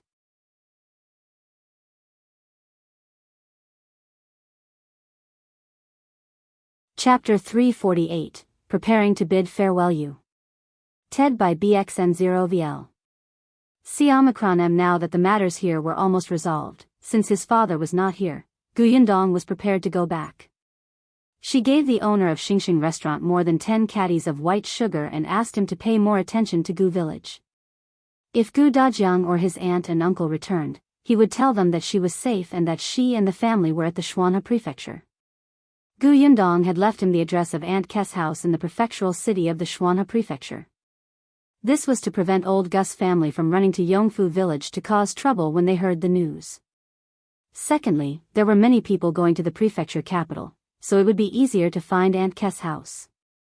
Originally, she had wanted to leave Nye Tsong's address. After all, Aunt Ke was now staying in Yongfu village. If she liked that place, Gu Yundong also wanted her to continue staying there. Otherwise, it would be too difficult for her to live alone. However, Nye Tsong's family was wealthy. If her father and the rest went over, they might not be able to see Nye Kong. It was better to leave Aunt Kes' address. When the time came, she would have to trouble the neighbors to keep an eye out. The owner of Xingxing restaurant liked white sugar very much and had a good relationship with Gu Dajiang. He agreed without hesitation. When everything was settled, Gu Yundong began to pack her luggage and clothes. She had not stayed here for long, so she did not have many things. However, he bought a lot of trinkets for Madame Yang and Bien Yuanji as a memento. Just as she was packing her luggage, there was a knock on the door. Mao's voice came from outside the door. "My lady, Miss Shen is here." Gu Yundong was stunned. She opened the door and saw Madame Shen standing outside. She was dressed in dark green clothes and looked a little haggard. When she saw Gu Yundong, her smile was very gentle. Gu Yundong glanced at the bag on her back and was a little surprised. "What are you? I'm here to bid you farewell." Gu Yundong let her in and poured her a glass of water. "Farewell? Where are you going? Will old Gus' family let you go?" It was early in the morning and still a little cold outside. Madame Shen took a sip of hot water and felt much warmer. She smiled. "So what if they won't let me go?" Gu Gang could not even speak. He stared and drooled all day. Madame Wang wanted to detain her as a slave. Now that Gu Gang was no longer supporting her, Madame Wang wanted to bully her to death, but she was no longer obedient. As for Madame Yu and her husband, they were still trying their best to find out where Gu Wanbao was. Didn't Madame Yu use such a despicable method to send her to Gu Gang's bed because she was afraid that Madame Shen would pester Gu Wanbao? Now, Madame Shen would let her have a taste of losing her son. Madame Shen was overjoyed and her smile became brighter. "Back then, when Gu Gang wanted to take me in as his concubine, I lied and said that I had lost my household registration certificate. In fact, I had been hiding it all along. When Gu Gang wanted to go to the government office to get me a new one, I thought of a way to delay it until now. Although I'm his concubine on the surface, I'm still a good citizen. Even if I escape, they can't do anything to me." Although the refugees had been back to their hometown for some time, because the two villages had merged, many household registrations were still unclear, so she was not an exception. Gu Yundong admired her. "Then where do you plan to go?" "I'll just go home." Madame Shen sighed faintly. "I remember you saying that your home is in a town on the other side of Feng County, right? Feng County is not close to here. It could even be said that it was far away." After leaving Jiangyu County, they had to pass through the Yongning Prefecture. "Why don't you wait for another day? We'll give you a ride. We have to pass by anyway."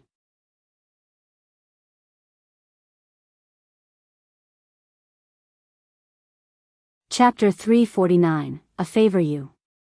TED by BXN0VL. Madame Shen was stunned for a moment before she lowered her eyes and thought about it. To be honest, she was indeed a little worried about traveling alone. Originally, she had planned to look for a caravan after bidding farewell to Gu Yundong and see if she could hitch a ride. It would be great if she could be with Gu Yundong. Hence, she nodded and agreed. "Thank you. Then I'll take you to your room to rest. We'll leave early tomorrow morning." "Yeah." Gu Yundong brought her to the room next door. That room was empty and just needed to be tidied up. When Madame Shen was working, Gu Yundong went out. Unexpectedly, as soon as she walked out of the courtyard, she saw Mao and the other three pushing each other towards her. Gu Yundong stopped in her tracks and glanced at them. The four of them immediately straightened their backs. However, their eyes did not stop rolling for a moment. Anyone could tell that they wanted to say something but hesitated. Gu Yundong entered the central room and said, "Do you have anything to say to me?" The four of them quickly walked in and looked at each other. After a while, Mao, who was the boss, said, Miss, we want to beg me for something." "Beg me for something?" Gu Yundong was surprised. Why did it sound so serious? She couldn't help but sit up straight. "Go ahead." "Well, miss, can you bring us back to the Xuanhe prefecture?" Gu Yundong could not help but be stunned. She blurted out, "Brother Xiao didn't say that he wanted to take you away." Brother Xiao? Xiao Qingyuan, who had just stepped through the door, suddenly stopped in his tracks. This was the first time he had heard her call him Brother Xiao. Why did it sound so nice? Xiao Qingyuan couldn't help but smile. He tried his best not to laugh out loud. He cleared his throat and strode into the central room. Gu Yundong turned her head and saw him. She looked at the spring breeze on his face in confusion. What happened? Why was he so happy? Xiao Qingyuan silently walked to a chair at the side and sat down. He picked up his teacup and drank his tea quietly. Continue chatting. He pretended that he didn't exist. She could continue to call him Brother Xiao. Gu Yundong felt that there was something strange about him. They were talking about him and he was present. How could they continue chatting? However, Mao could still continue. He said, "Young Master Xiao said that it's up to you whether we stay or leave." Xiao Qingyuan nodded slightly. Gu Yundong was speechless. "Didn't you bring them from the prefectural city?" He had already ordered them around for so many days. Had he not decided if he wanted to take them away? Gu Yundong could not help but rub her forehead. He pointed outside and said, "Go pack your things. Buy everything you need. If you need money, ask Xiao Qingyuan." "All right." The four of them immediately cheered up and skipped out of the door. Xiao Qingyuan was a little disappointed. Why did she call his name again? Mao quickly poked his head in. "Young Master Xiao, Xiao Qingyuan could only stand up and leave expressionlessly. Gu Yundong looked at his back and was puzzled. Why did it feel like he was a little disappointed? Could it be that he did not want to bring Mao and the other three along? No way. Didn't he say that Mao and the others were very smart? If they were nurtured well, they would be his right-hand men in the future? Moreover, they had already done bad things together. It was not good to leave them behind. Gu Yundong shook her head and returned to her room to continue packing. The next morning, the group loaded the items into 2 carriages, checked out of the inn, and set off for the city gate.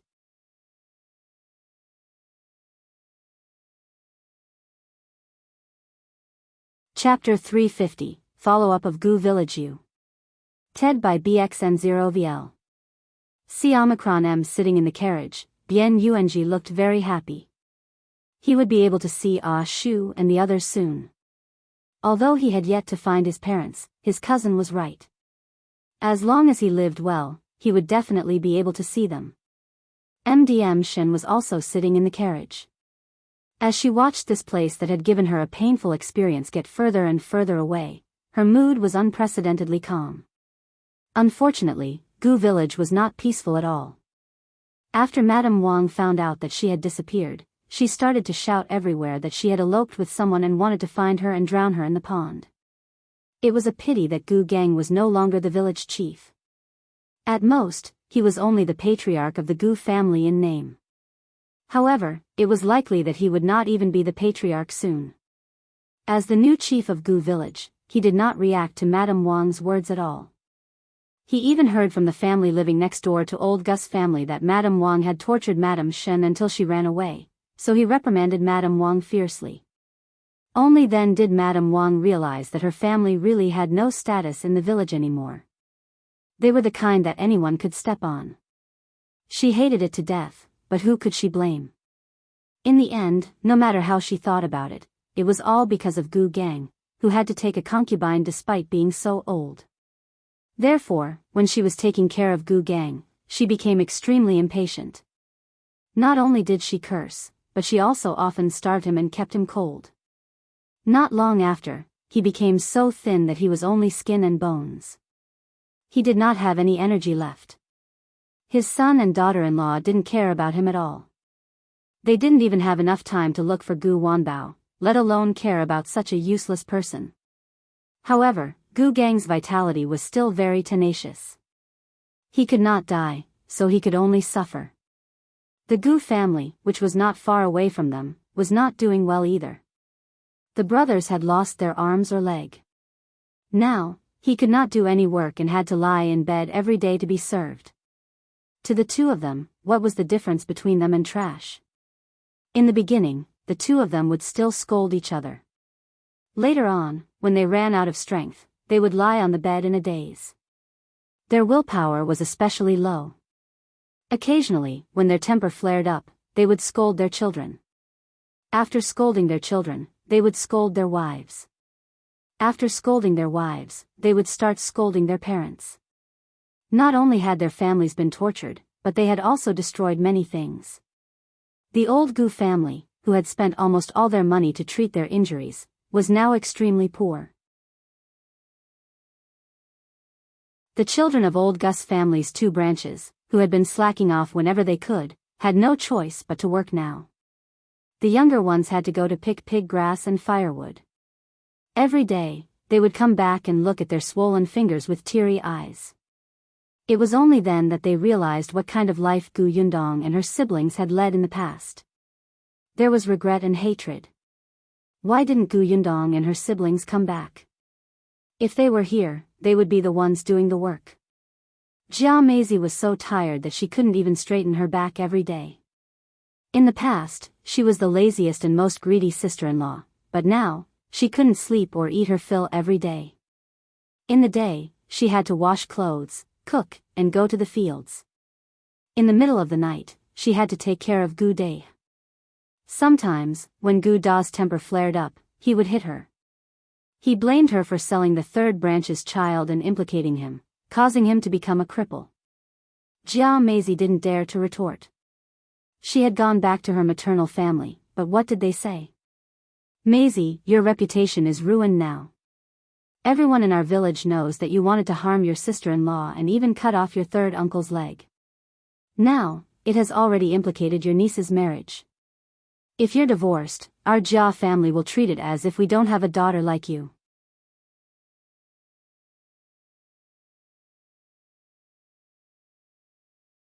Chapter 351, The Gu Family's Granddaughter Returned You. TED by BXN0VL. C-Omicron Jia Maisie could only continue to stay in old Gus' house. She was ordered around by Madame Zhao and scolded by Gu Day. However, her children did not understand her and pushed all the blame to her. Madame Cheng was still in a daze. She did not go out at all and rarely even left her room. Not only was she unable to take care of Gu Dahu, she even needed her daughter to take care of her. Madame Zhao was furious and deliberately starved her a few times. Madame Cheng was so hungry that she couldn't take it anymore and came out, but she directly smashed the door of the main house to find food and almost fought with Madame Zhao. Madame Zhao almost fainted. She was also busy. Madame Cheng could not take care of Gu Dahu, so she could only do it herself. There were many things to do at home. She was already so old, but she still had to do it herself. It was the same for Gu Chuanzong.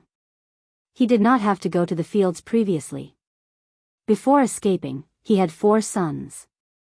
Even though Gu Dajiang worked as an accountant in the county and Gu Day and Gu Dahu would occasionally slack off, he still had a diligent 4th son. After returning from the famine, he occasionally had to work in the fields, but he also had 2 sons. In order to have a good harvest, the 2 of them had to work. But now, the 2nd and 3rd branches did not have any strong laborers. Gu Feier was not young anymore, but he used to rely on the fact that he was the eldest grandson and was always pampered. Even if he was a child from the countryside, he still lived a pampered life. Now, he could not lift anything heavy. He could not stand such weather for an hour. The only person in old Gus's family who could work was Gu Chuanzong. Nowadays, he went out early and returned late every day. He was so tired that he went home and fell asleep. Initially, he thought that he would be able to enjoy life with so many sons. Now, it was the complete opposite. He had to support 2 families. Gu Chuanzong was very regretful now.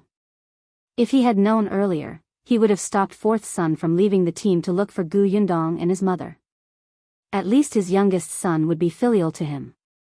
He sighed slowly and carried the hoe home. Unexpectedly, a familiar name suddenly sounded in her ear. Yes, Gu Dajiang's eldest daughter is very rich. Gu Chuanzong was stunned. Gu Dajiang? Eldest daughter?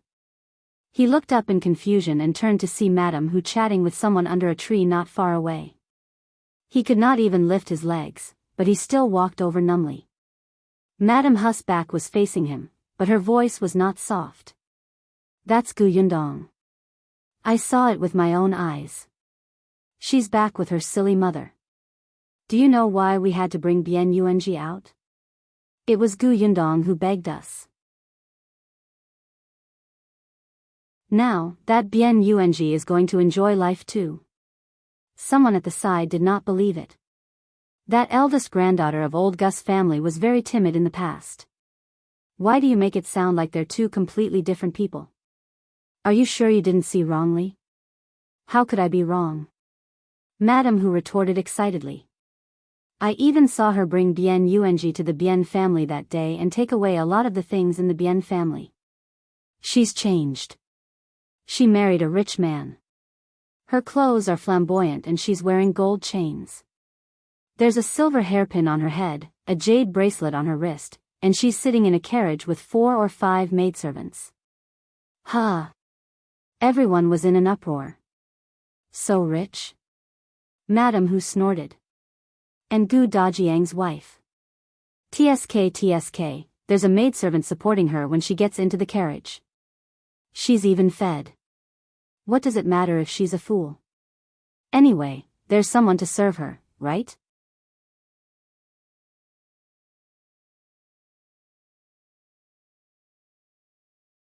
Chapter 352, Why Doesn't She Care About Me? You.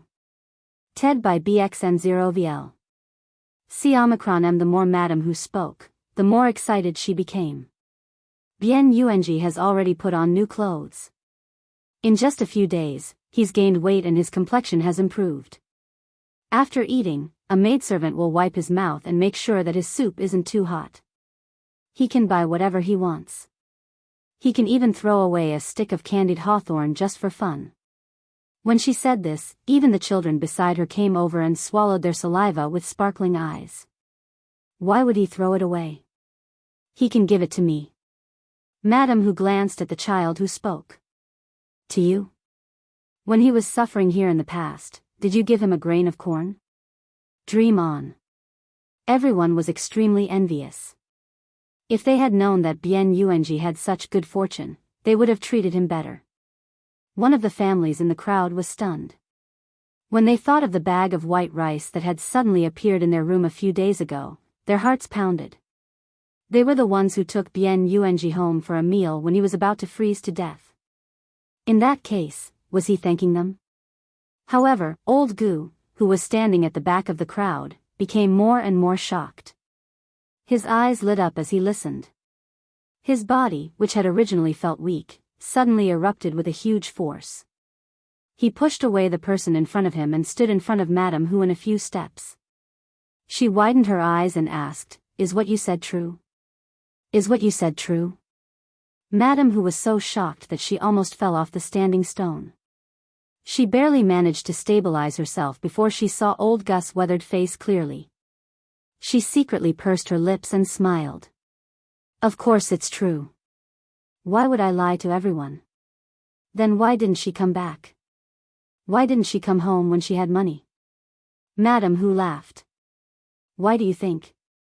Wasn't she afraid that your Gu family will cling onto her like blood-sucking insects? Old Gu, don't tell me you don't know what kind of life Gu Dajiang's family used to live. You bullied them in the past. Do you think they will come back and be filial to you? Do you think they're stupid? Let me tell you, she's smart. She secretly took Bien Yung away and didn't even look at you. But she's a member of old Gus family. She's my granddaughter. How can she leave us alone when she's rich? Old Gu was so angry that he was panting. The veins on the back of his hand were bulging, as if he could not accept this fact. The Gu family had already become like this. If Gu Yundong was really rich, why would he need to work so hard? His second and third sons could also go to a good medical center to treat their illnesses. They could also live in a big house with people serving them. Madame Hu sneered. You really dare to think about it. Your granddaughter is already married. The rich man is her husband. Why should he care about you? What about Gu Dajiang? What about Gu Yunshu? My son and grandson. It would be unfilial of them to ignore me. Madame Hu smiled even more happily. I only saw Gu Dajiang's wife. As for Gu Dajiang and Gu Yunshu, I didn't see them. Don't tell me these two are gone. Think about it, if they were still alive, would Gu Yundong not bring them here? She even brought Madame Yang with her when she went out. I don't think there's anyone else in the family who can take care of her. When everyone heard this, they all thought that it made sense. Madame Yang was a fool. It would be so troublesome to bring her out. If Gu Dajiang was around, she would definitely leave her at home for him to take care of. If Gu Yunshu was around, Gu Yundong might as well bring him along instead of a fool. The daughter must have been worried without Madame Yang's close relatives by her side.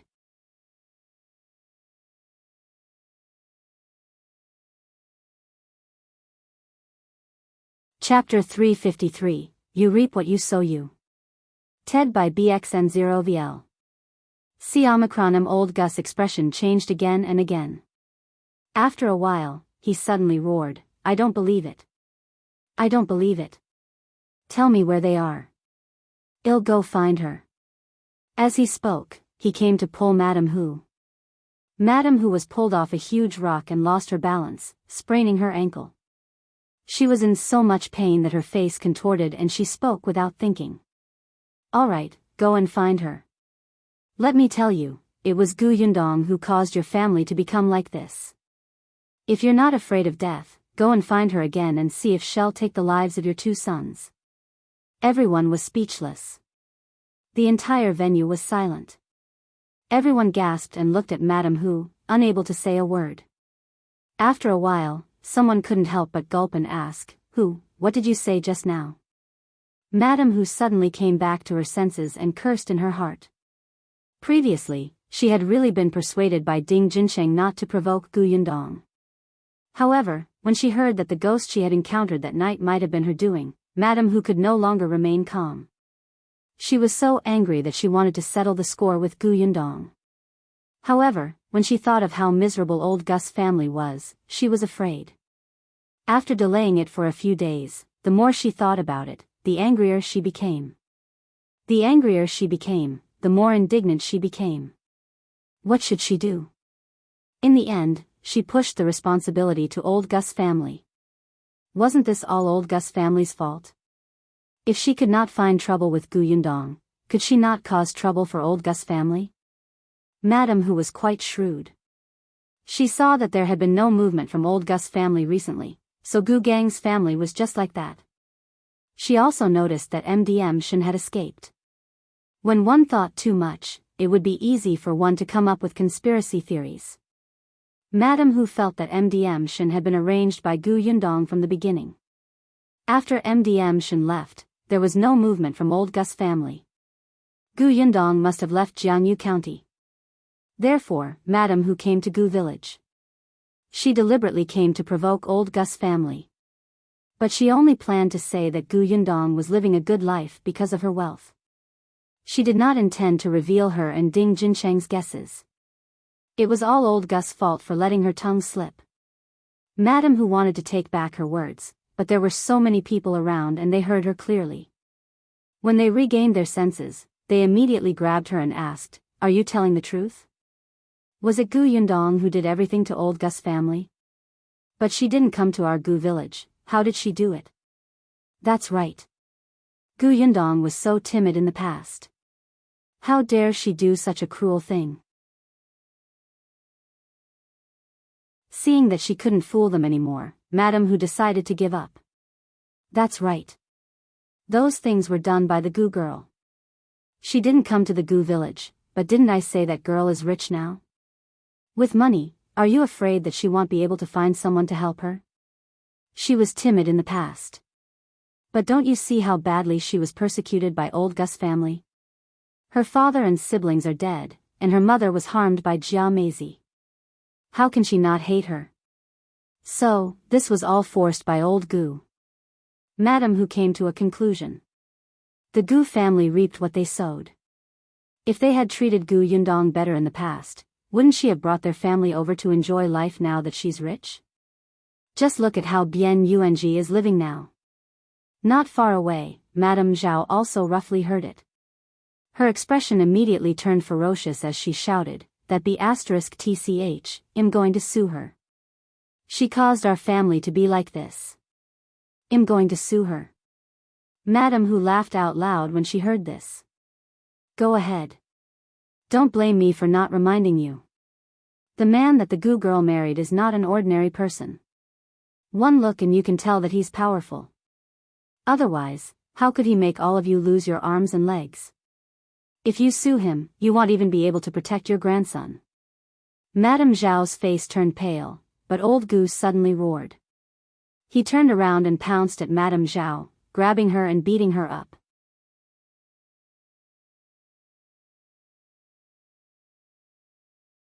Chapter 354, Dust Settled You. TED by BXN0VL. C Omicron M. Everyone was stunned by this change, but old Gus' eyes were bloodshot as he hit Madame Zhao fiercely. It's all your fault. It's all your fault, you old woman. If you hadn't treated Dajiang's family badly, we wouldn't have become like this. It's all your fault. He kept replaying what Madame Hu had just said in his mind. If he had treated them better in the past, he would have been taken away to enjoy life now. A stepmother is a stepmother. Your own son is spoiled like a piece of trash. Dajiang was your slave. You even abused Yuanji. You old woman, I'll beat you to death. Madame Zhao was about to go crazy. As she dodged, she shouted, how can you blame me? You didn't even take your own son seriously, and now you're blaming me. Gu Chuanzong, you're not a man. When we kicked their family out back then, it was clearly your idea. You're the most disgusting person. Madame Hu and the others watched from afar as they exposed each other and watched them fight each other. The Gu family was finished. Completely finished. Madame Hu pursed her lips and felt happy. She felt that she had said enough and left. Later on, she heard that old Gu and Madame Zhao were covered in injuries and had to lie in bed for a few days to recover. The Gu family was even more chaotic. Later on, Madame Zhao really complained to the village chief and wanted to arrest Gu Yundong. But the new village chief ignored her. Besides, she had no evidence and Gu Yundong was not around. Why should she be arrested? In any case, Madame Zhao did not dare to go to the county city to complain to the county magistrate. She could only go home gloomily. Old Gu had been regretting not treating Gu Dajiang's family well these days. He had gone to look for Madame Hu several times. When he went to her house, he cried bitterly. As he cried, he said that he missed his eldest son and his eldest granddaughter. He asked her where Gu Yundong was. How could Madame Hu know? She was so annoyed by him that she regretted it so much that she had acted rashly. In the end, Ding Jincheng simply told him about the inn that Gu Yundong used to stay in. Anyway, he only knew about that inn. Old Gu went to look for her but the waiter said that she had left long ago. Old Gu wanted to verify if that person was Gu Yundong, so he listened to the waiter describe how rich she was, how well she ate, and how good she looked. It was as if he was stabbed in the heart. After he returned, he scolded Madame Zhao and the two of them fought again. Then, he went to look for Madame Hu to cause trouble, claiming that it was her fault for not telling them earlier and causing the Ding family to be in trouble. The other members of the Gu family naturally heard about what happened to Gu Yundong. They were jealous and regretful at the same time. In the end, they became envious of Bian Yuanji. Old Gus' life was getting poorer and poorer, and everybody was in chaos every day. Old Gu thought about Gu Yundong all day long. He hoped that she would come back and take him away. Gu Yundong sneezed several times because of this. Xiao Qingyuan almost thought that she had caught a cold. The temperature difference between morning and night was indeed a little big. They were on the road, so there would be times when they didn't realize it. Gu Yundong felt that her family missed her, so she could not wait to go back. It took 3 days to travel from Jianyu County to Feng County, where the Shen family's home was located. Gu Yundong sent her all the way and took a slight detour to bring her directly to the town where her family lived. However, the closer she got to home, the more silent MDM Shen became. When she arrived at her destination, she sighed heavily and said in a low mood, "Thank you for your help along the way. We will meet again if fate allows." After saying that, she looked at Madame Yang and Bian Yuanji before lifting the curtain and going down. However, in the next moment, she suddenly retreated.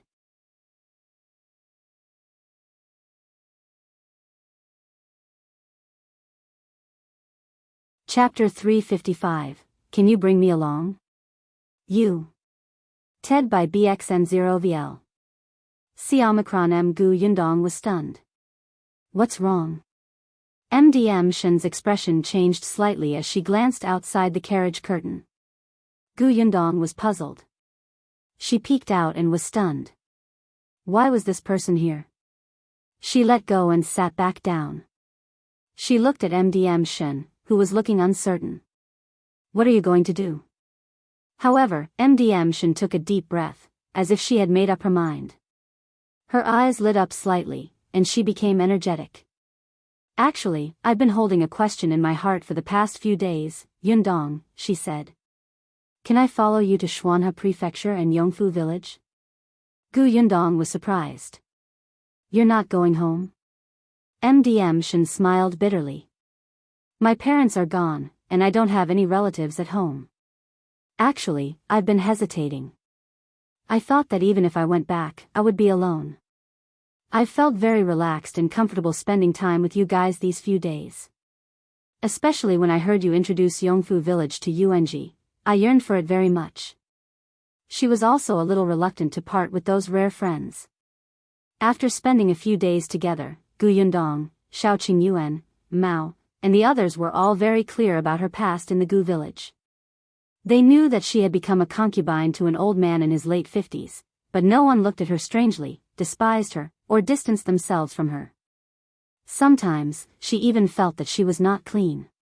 When she went back, she might just live a life in a daze, but deep down, she still yearned for a beautiful life. I've been wondering if I should go home or find another place to start over. Now that I see Gu Wanbao here, I've made up my mind. That's right. When she lifted the curtain just now, she saw Gu Wanbao. No one expected that this person who had escaped from Gu village would actually come to the Shen family's hometown. However, looking at his sallow and haggard appearance, it was obvious that he was not doing well. Gu Yundong smiled. Since you've decided, let's go. Thanks a lot. No matter what, they had a deep friendship. Gu Yundong was very supportive of her decision. The carriage changed direction and headed out of town again. Gu Wanbao, who was squatting in the corner, only had time to squint at the back of the carriage before he sniffled and shrank back. Madame Shen's original name was Shen Sitian. Perhaps because the direction in her heart was finally clear, her smile could not help but become much brighter. The group went out of town. Shen Sitian first went to pay her respects to her parents' graves and told them about her decision to leave. Her parents' burial was arranged by the Gu family, so it was not strange for Gu Wanbao to know that her family was in this town. After bidding farewell to the Shen parents, the group of people moved much faster. They had a carriage, a mule cart, and a horse. Gu Yundong still liked to ride horses. Occasionally, when she was bored in the carriage, she would ride Gale, the horse brought by Xiao Qingyuan, for a while. Mao and his companions were extremely envious. There were a few times when they wanted to ask Xiao Qingyuan if they could ride it, but they were frightened by his sharp gaze and didn't dare to say a word. Other than Gu Yundong, no one else could touch the horse. The group of people walked steadily. Occasionally, they would encounter people who were in the same direction as them. They kept a distance from each other and only nodded. Seeing that they were only a few days away from reaching Stinky Egg's village, Gu Yundong could not help but think of Bian Mulan's grave. As she rode her horse, she gradually slowed down and wondered if she should get into the carriage and have a good talk with Yuanji about this. At this moment, two carriages also came from the opposite side of the road. When they met, the horse under Gu Yundong was suddenly shocked. It suddenly roared and ran forward crazily.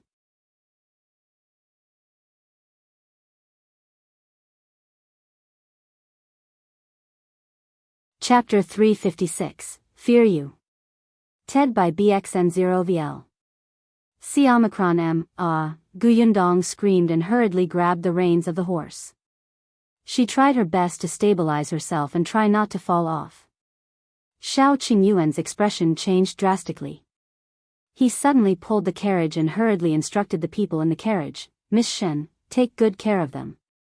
As he spoke, he took out his dagger and cut off the reins. He mounted Wind Chaser and chased after him desperately. Shen Sidian only had time to hug Madame Yang and Bian Yuanji. When she stuck her head out again, she could barely see Xiao Qingyuan's disappearing back. "Be careful." She could only shout. Then, she turned around to comfort the panicked Madame Yang. Although Gu Yundong was very familiar with riding horses, she still could not deal with such a crazy horse that seemed to have been provoked. She could only hold the reins tightly and try her best to stabilize herself so that she would not fall. It was fine if she fell down here, but she was afraid that she would be trampled to death by the horse before she could get up. "Gale, calm down." She tried to calm it down, but at this moment, Gale could not realize who was on her back. It could not even tell the direction anymore and began to run into the forest. Gu Yundong hurriedly lowered her body to prevent the branches from scratching his face and eyes. However, she was anxious. The horse did not slow down at all. "Yundong." A familiar voice came from behind. Gu Yundong knew that it was Xiao Qingyuan. She knew that this person would definitely not abandon her, but she could not turn around to look. Fortunately, Xiao Qingyuan rode Wind Chaser that was not agitated. Moreover, he had been with Gu Yundong for a long time and clearly realized that she was in danger. He quickly caught up with her. The path in the forest was not easy to take. After Gale was blocked by the trees twice, it finally slowed down a little. Wind Chaser took the opportunity to run forward, and the distance between the two horses slowly shortened. Xiao Qingyuan controlled Wind Chaser to block Gale and reached out to Gu Yundong. "Give me your hand. I'll pull you over." The horse was still running, but Gu Yundong was much more relaxed when she saw him. She held the reins with one hand and handed the other to Xiao Qingyuan. Taking advantage of the moment when the two horses approached, she suddenly exerted strength and pounced towards him. Xiao Qingyuan exerted strength and carried her over. Now that there was no one on the back of Gale, it quickly rushed forward again. Xiao Qingyuan could no longer care about it. He only hugged Gu Yundong tightly and calmed his wildly beating heart before slowly stopping. Gu Yundong was also panting heavily. She hugged his waist and gradually regained her senses. After a while, she retreated slightly. However, halfway through, the hand on her waist suddenly tightened, and she was pressed back down. Her ears were filled with the sound of a certain someone's heartbeat. "Let's wait a little longer." His voice with lingering fear came from above. Gu Yundong paused and did not move. After a long time, she heard Xiao Qingyuan's slightly hoarse voice. "I almost thought that I wouldn't be able to save you in time." Her voice was still trembling. Gu Yundong was in a daze. She did not expect him to be so afraid. She reached out to pat his back, but as soon as she opened her palm, she could not help but gasp. Xiao Qingyuan was stunned and quickly let go of her. Only then did he see that her hands were already covered in blood from the reins. He was instantly vexed. Gu Yundong comforted him instead. It's all right. There's a first aid kit in the carriage. It'll be fine after applying some medicine. Let's go back now, Xiao Qingyuan said as he turned his horse around. Gu Yundong thought of Gale that had disappeared into the forest. What about the horse? Ignore it. Xiao Qingyuan's voice was extremely cold.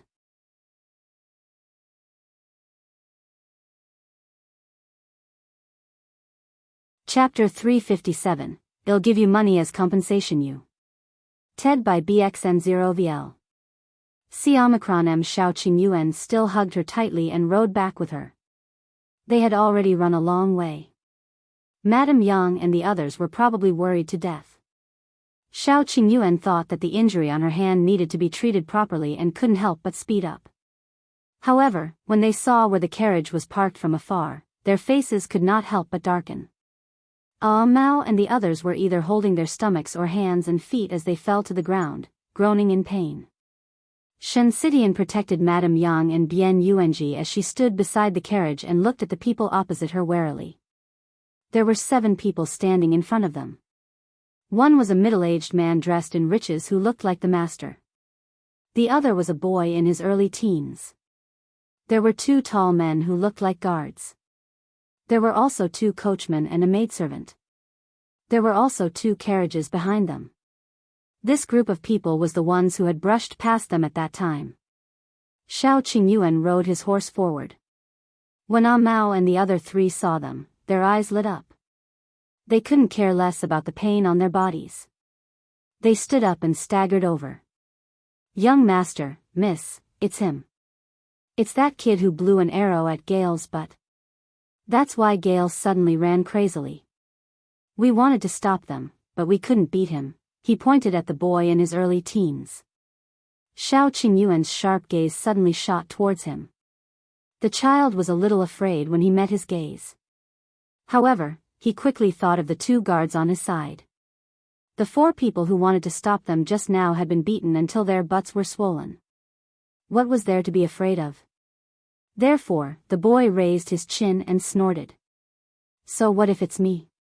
He was still playing with a small blowpipe in his hand. I just wanted to see if that horse is a good horse. I heard that even if a smart horse has a knife cut into its body, it will consider the owner on its back and endure the pain. It seems that your horse can't do it. Before he could finish speaking, his head was hit hard. He looked up and glared at the middle-aged man. Father, why did you hit me? The man didn't look at him. He only cupped his hands at Xiao Qingyuan and said with a smile, I'm really sorry. I didn't teach my son well. This girl was frightened.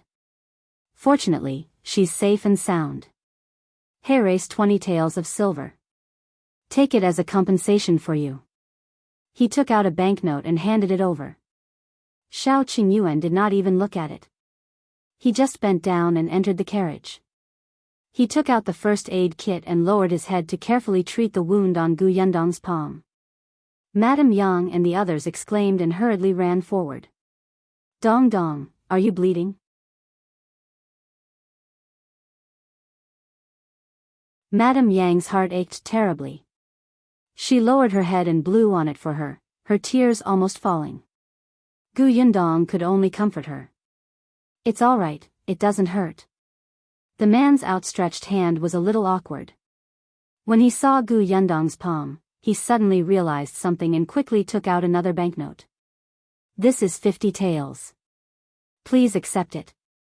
Xiao Qingyuan still had his head lowered.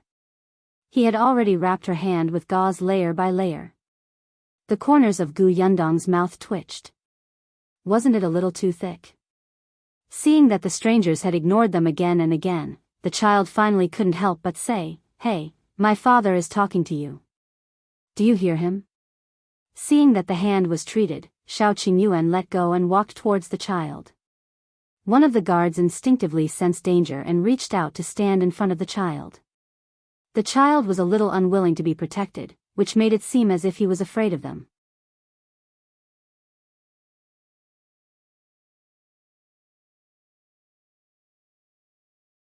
Chapter 358, So Handsome That I Want to Scream You. TED by BXN0VL. C-M. He pushed the guard away and raised his chin high. He looked at Xiao Qingyuan with disdain. Why? Do you want to hit me? Our Ahai and Afong are experts.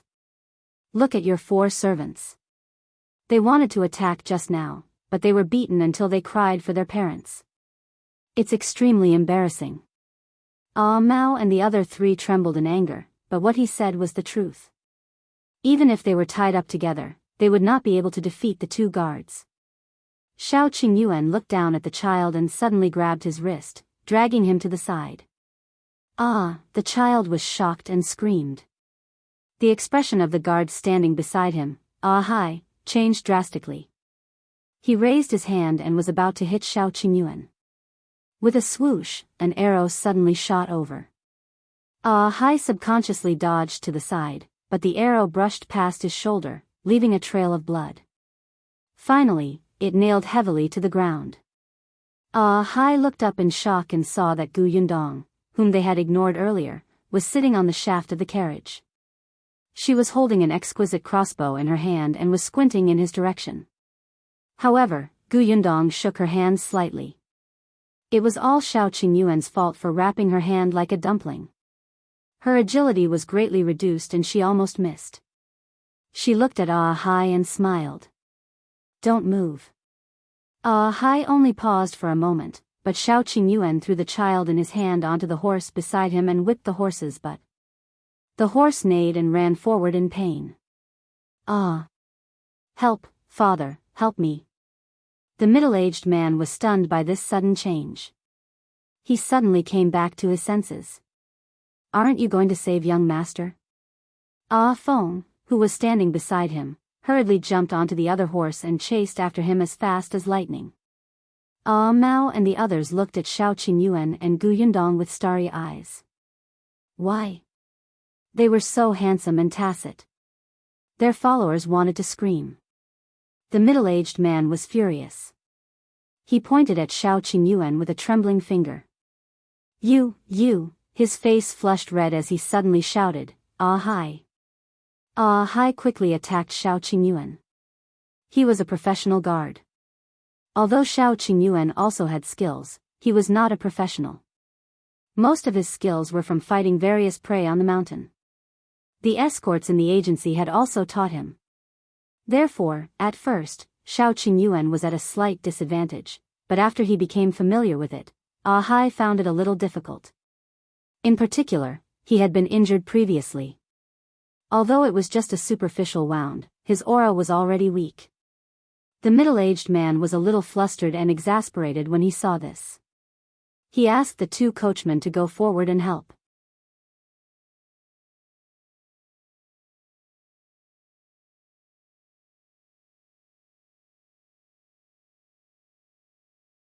Chapter 359, Gu Concubine Utted by Bexenville. C-M. The middle-aged man's face was ashen. He glared at Xiao Qingyuan and said, Do you know who I am? Then do you know who we are?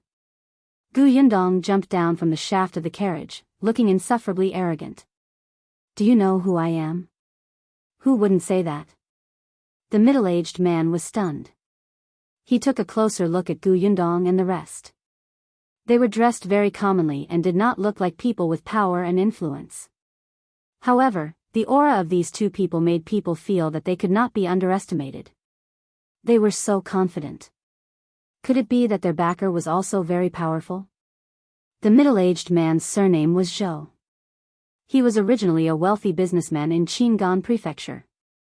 Later on, when Qingan Prefecture was in chaos, his business plummeted. Also, his backer was transferred to Xuanhe Prefecture, so he simply moved his entire family to Xuanhe Prefecture. Their current location belonged to the Qingan Prefecture. Other than some close friends, his backer was really not here. Could it be that these people had someone backing them up in Qingan Prefecture?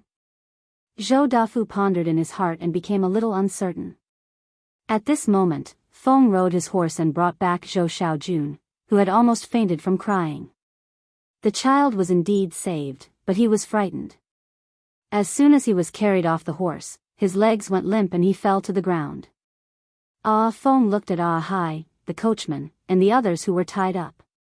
His expression immediately changed, and he was about to draw his saber.